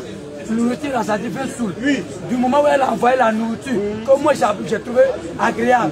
Après que moi j'ai mangé, ce qui moi je trouvais moins agréable. Je vais lui dire, il fallait envoyer d'abord ce qui était agréable. Quand je vais manger, et que si je ne suis pas là. La part est intelligente. Maintenant, avant tu le vin maintenant. Avant tu le vin, même exemple là, il faut passer ça dans le vin. Si le vin, on devrait envoyer le vin de Jésus là d'abord. Ils vont boire, ils sont saoulés. Ça saoule. Donc j'ai posé la question. Est-ce que le saoulé là? Ça saoulé là. Ça saoulé là. C'est fini, c'est fini. Ça saoule. Mais ça saoulé là, on peut aller boire le vin. Elles ont pas deux vins différents, c'est saoulé là. Quand tu fais les bras, c'est vrai, mais c'est écrit. C'est écrit. C'est-à-dire, à moins qu'en 2022, Prochaine question. nouvelle version là, ils n'ont qu'à lire la participation. Abolition Comme des cette année, il y a la version là. Il y a la version là. Ils vont lever ça. Sinon, tant que verset. Prochaine question. Le de Jésus là. Prochaine question. Prochaine question. Arrêtez de demander dehors là-bas. Le frère qui dit dans son église, on ne va pas vers. Une coalition là. Ah, il a un vieux là. Oh, le frère, viens nous montrer ton église où on ne va pas vers là. Ah, allez faire un tour là-bas. Non, mais dis le nom, tout le monde est. On est tous intéressés. Prochaine question. Il dit que quelqu'un ne va pas boire vin. C'est pas nous, hein. Là, ton jeune frère a dit quelqu'un ne doit pas boire vin. Mais c'est qu'il a dit et puis il allait s'arrêter. Non, il dit boire même, ne boit pas. Il dit il est contre l'ivresse. Tu connais ta dose, c'est fini, tu bois. Il a dit à Timothée, bois un peu d'ivresse. Attends, est-ce qu'il est d'accord avec ça? Tu es d'accord? Il est d'accord, c'est ça le problème. Alors que lui, il boit juste des raisins. Je ne sais pas. Moi, je veux dire que la Bible n'a pas interdit la foi, mais moi, dans ma communauté, c'est écrit où? C'est écrit. La Bible n'a pas interdit. Donc vous prenez des décisions. Donc vous créez vos commandements en dehors de la Je Bible. connais très bien. Je suis conscient que si je prends un peu de ça, je vais faire une habitude. Donc pour ne pas faire une habitude, je prends de me détacher. C'est écrit où? Mais non, c'est fait que c'est des questions de conscience. C'est question de Jésus même boit, toi tu ne bois pas. Mon frère. Tu ne respectes pas la Bible, hein. Jésus dit si vous m'aimez la garde mes commandements. Jésus boit. Je suis conscient que je Toi tu ne bois bois pas. Tu n'aimes pas Jésus. Non, c'est vrai que je m'en débarrasse de ça pour ne pas faire les dégâts. Tu n'aimes pas Jésus. On connaît des personnes qui vont à la mosquée, des personnes qui vont à l'église, qui boivent depuis qu'ils vont faire des dégâts. Est-ce qu'au paradis tu vas boire? Jésus. Est-ce qu'au paradis tu vas boire du vin? Il faut laisser le paradis. Non, c'est une question. Ce que je peux te dire, il faut chez le salut. Est-ce que tu vas boire du vin au paradis? Là, je ne saurais pas te répondre, puis je ne vais pas te répondre à ça. Mais Jésus dit que vous allez boire, il va boire ça. Mais t'as peur. Ah, peur? Tu vas boire là-bas. Répondre à ça. Moi, je ne vais pas répondre à ça. Pourquoi? La peur. La peur, Mais on vient t'en honte. Mais c'est biblique. Si tu n'as pas peur, tu n'as pas honte. Quand tu nous demandes de répondre, Non, c'est ma théologie. Voilà pourquoi je vous ai dit que moi, je ne c'est pas ta théologie là, tu ne vas pas répondre. Je ne consomme pas la parole. Où est le rasta? Je ne consomme pas la parole. C'est bon, c'est réglé. Est-ce que tu es prêt à devenir musulman? Parce qu'on t'a trop donné d'enseignements. Moi, Ça va moi la vie. Toi-même, Bible, même là, tu n'obéis pas. C'est pour ça que tu as obéi. Bible dit de boire, toi, tu dis tu ne bois pas. Bon, il faut aller devant la main. Tous les musulmans en obéissent. Je suis prêt à devenir musulman. C'est la question que vous me posez. Bon, je ne l'ai pas dit parce que moi... C'est ton droit sur nous de te demander ça. Oui, moi je le dis, je ne peux pas parce que moi je suis chrétien, je cherche plus la lumière. Quand je dis la lumière, la Bible, c'est pas mon temps, c'est écrit. Je vais mourir, je vais partir, je vais laisser ici. Mais de mon passage, je dois connaître, et le Coran que vous avez, j'ai ça. Le Coran français. Je compare pourquoi aujourd'hui je posais la question sur l'islam. Bon, je ne peux pas attendre parce que moi, au lieu de suivre le travail, c'est pas comme si je m'en vais pour chercher à comprendre telle chose. Ce que moi, ça a sur mon cœur que je cherchais à comprendre, je t'ai posé comme les questions. Si moi, il essaie de dépasser, c'est comme je suis en train de mentir. Toutes mes questions, mes questions sont finies. Mais ce que moi, je veux avoir, qu'est-ce que vous pouvez m'ajouter que ça peut m'aider dans la Bible et dans le Coran. Oui. Avec le Coran, il y a l'assurance garantie d'un salut sans effusion de sang. Sans qu'on ne tue quelqu'un, que toi tu sois sauvé.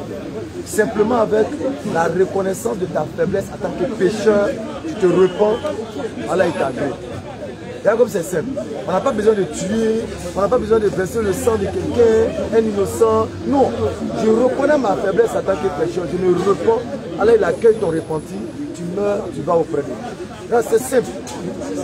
Quand tu crois, tu attestes, on n'a pas besoin d'aller plonger ta main dans l'eau et puis on va se noyer dans l'eau sale, on va sortir de là-bas et la villageuse urinaire. Non, tu attestes avec une parole qui va sortir, c'est-à-dire le son va sortir à l'intérieur de toi. Il faut que ça sorte de ton cœur.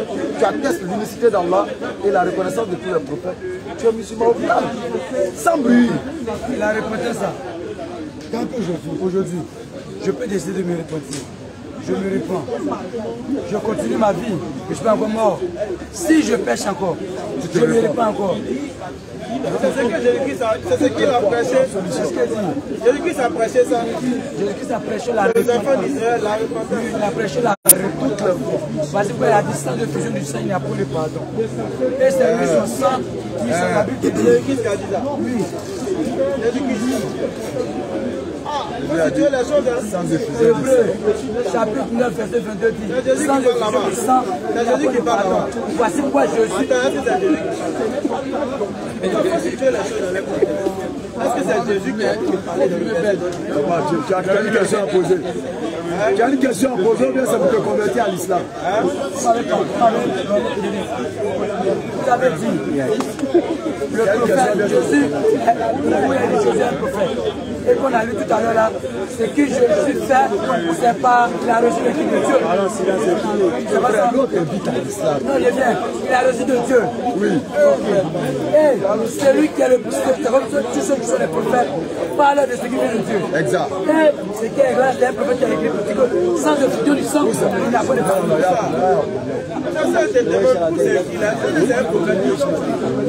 C'est ça le problème.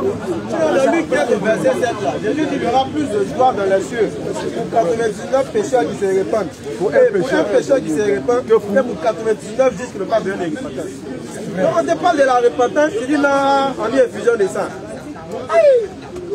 Même à un farine, on pardonne. Il n'est pas à travers la Bible. Et le verset qui est dans la Bible aussi. Il n'a pas fait la lecture. Nous aussi, on peut te montrer qu'on n'a pas toujours besoin du sang pour pardonner le péché. On n'a pas toujours besoin du sang pour pardonner le péché. Selon la Bible. Selon la Bible. C'est quel verset? Même à un farine, on pardonne le péché. C'est quel péché? C'est donc que Lévitique que tu as dit avant dans l'Ancien Testament, il a dit avant que tu pêches, envoie un agneau sans défaut, tu lui imposes ta main, tu lui demandes, on tue l'agneau, son sang, grâce à ce sang qu'on prend pour te pardonner. C'est le même problème. Et c'est dans Matthieu qu'on a dit, voici quand Jean a vu Jésus, il a dit voici l'agneau qui ôte le péché du monde. Ce qui veut dire que Jésus même est venu pour remplacer l'agneau que toi tu prenais. Agneau là-haut, on immole ou bien on crucifie? Agneau là fait quoi? On l'immole ou bien on le crucifie? On le tue, on l'égorge ou bien on le crucifie. Comment l'agneau va sortir? Je l'ai dit. Non. Pour que son sang sorte là, on doit l'immoler. On doit l'immoler, on doit l'égorger forcément. Voilà. Sinon, moi, je ne vois pas comment ça va. On doit le crucifier. Ta manière, ok, toi tu es là, non. On dit effusion du sang. Effusion du sang. Voilà. Effusion, ça veut dire quoi? Tu ne peux pas porter quelqu'un et puis donner effusion du sang. C'est immolation. Voilà. Dans l'agneau là, on l'immole ou bien on le crucifie? C'est pas forcément, monsieur. Donc dis-moi comment effusion de sang là a lieu dans la bombe. Effusion du sang. Dans Lévitique là, comment on faisait? On immolait l'agneau. On immolait la bête. Oui, oui. Donc s'il doit avoir une fusion autant de vision, on doit faire quoi? Non, s'il doit avoir autant de... On doit l'immoler. On doit l'immoler. Oui, c'est un agneau, non? Très bien, c'est un agneau comme tu l'as dit. C'est pas moi, c'est ce que vous dites. On doit l'immoler. Et lui, sa manière d'être immolé est différente de la manière d'être... C'est écrit que lui, sa manière d'être différente. C'est écrit. C'est écrit. On dit infusion de sang. Infusion de quoi? Ça doit verser. Couler comme ça. Ça doit verser. Voilà. Sinon, à la croix, c'est pas couler. Non, à la croix,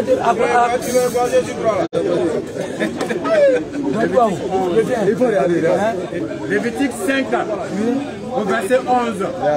S'il n'a pas de quoi, on dit s'il n'y a pas de mouton, de agneau, de cabri, c'est procurer 2 tourterelles. S'il n'a pas de pigeons, 2 jeunes pigeons, il fait quoi? Il apportera une offrande pour son péché, un dixième de pas, des fleurs de farine, comme offrande d'expiation.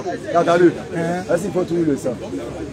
Il ne faut pas tuer le sang. Ah d'accord. Donc sans effusion de sang, il n'y a pas de pardon de péché. Il n'y a pas. Elle dit que si tu n'as pas tout ça, tu as farine. Ok. Si tu n'as pas et si tu as. Ce qui veut dire que c'est ce que j'ai dit. Donc le sang, c'est pas obligatoire. C'est obligatoire. Je n'aime pas, je prends farine, c'est écrit. Quand il parlait tout à l'heure dans le verset, il a dit à l'absence de ces choses. C'est ce que j'ai dit, je n'aime pas, je prends farine. Ok, si toi tu n'as pas, mais les choses sont là. Je prends farine. Malgré ça, il a tu prends farine. Non, si je n'ai pas là. Tu dis si tu n'as pas, c'est conditionnel. Si toi tu n'as pas, et moi je dis que toi tu as. Non, ça veut dire qu'on n'a pas toujours forcément besoin. C'est conditionnel. On n'a pas forcément besoin. Sinon c'était une obligation. Si tu n'as pas, tu vas aller chercher. Oui. Si tu n'as pas, tu vas aller chercher. L'agneau n'a pas été immolé. Non, ça dit ça, les Jésus qui parle. Jésus n'est même pas mort. Selon la Bible. Il n'est pas mort même. Donc ça dit ça, les Jésus qui parle. Non, c'est vrai, non, c'est vrai. Selon la Bible, il n'est pas mort. Selon la Bible, il n'est pas mort. S'il meurt là, c'est que c'est Satan qui a gagné. Quand tu veux que Satan gagne. On lit la Bible, maintenant quand vous lisez la Bible, dans les passages de la Bible, sinon son ministère n'a fait que fuir cette mort-là. Je te jure. Il fuit, il doit ici aujourd'hui, demain il s'en donne là-bas. Tout ça pour fuir la mort. C'est ce qu'il faisait. Tu prends Luc 13, il a dit, il faut que je marche aujourd'hui, demain. Mais il ne doit pas mourir. Tu vois, il ne doit pas me tuer, même pas Jérusalem d'abord. Donc il s'allie lui-même là. Il a passé son temps à fuir. Il a répondu à la question tout à l'heure. Dans Matthieu 26, quand on a lu là, quand Jésus dit qu'il ne veut pas mourir, Dieu n'a pas le sauver là. Il a été exaucé ou pas? Il a été exaucé. Il a été exaucé. Est-ce qu'il a été tué? Il a été.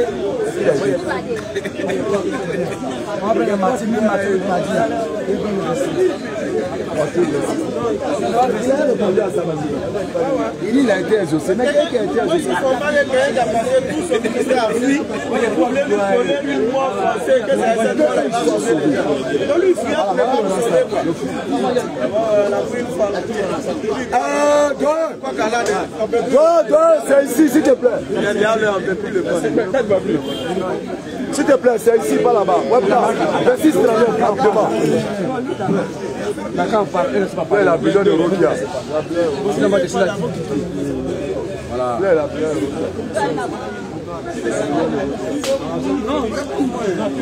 a eu trop de discours dehors. Quel est le problème? Moi, mais il était allé pêcher le dîner. Oui, c'est à l'arrêt. Non, moi, c'est allons-y rapidement. Jésus était prophète. Jésus n'est pas un prophète. Il veut quoi? Non. Jésus n'est pas un prophète. Parce que moi, il avait dit, voilà, vous dites quoi? Il dit, moi, il dit que Jésus n'est pas un prophète. Sur la base de quoi? On s'en fout de ce que tu dis, sur la base de quoi? Parce que, comment on appelle ça? Jésus lui-même là, quand on dit Jésus là, ça veut dire Dieu sauveur. Maintenant, si dans ce monde là, Jésus veut dire Dieu sauveur, dans quelle langue? Jésus veut dire Dieu sauveur. Dans quelle langue? Mais selon quel dictionnaire? Selon la Bible. Quel dictionnaire? Non. avec quel but? Quel verset? Donc, moi, c'est que le dit, parce que, attends, doucement. Non, attends. Le J même là, le J c'est justice. Le E, élévation. Est souverain. Ultime. Il a demandé là. Est sauveur. À parler, hein? Ouais, hein. Donc, quand on dit Jésus, il y a un nom. Gilles, pourquoi c'est dit Chapitre 6, à partir du verset 4. Lui, il est en train d'imaginer dans sa tête. D'accord, bon, moi, il dit. Moi, je n'imagine pas. Moi, il dit Jus, là. J, là. Ça veut dire jus. Moi, je dis jus de citron. C'est justice. Non. C'est jus. C'est jus. Là, t'as dit blasphème. Toi, t'as mis pour toi là-haut. T'as mis pour toi où? Marc chapitre 6, à partir du verset 4. Il faut écouter. Mais Jésus l'a dit. Il y a le logos. Un prophète n'est méprisé que dans sa patrie. Jésus parle de qui ici? Jésus parle de qui? Oui. Attendez, là, vous allez comprendre que les esprits qui sont là-bas, c'est ce que ça fait. Jésus là. Ouais. Luc 6, 4 dit. Jésus dit qu'un prophète, parce qu'il est en train de parler à son peuple, on dit un prophète n'est méprisé que dans sa patrie. Ouais, c'est ça. Jésus parle de qui? Voilà. Quand Jésus lui-même parle là. Il parle de qui? Quand il parle là. Quand Jésus parle là. Tu vois, en Jean 17, il parle de qui ici? Il parle de l'esprit.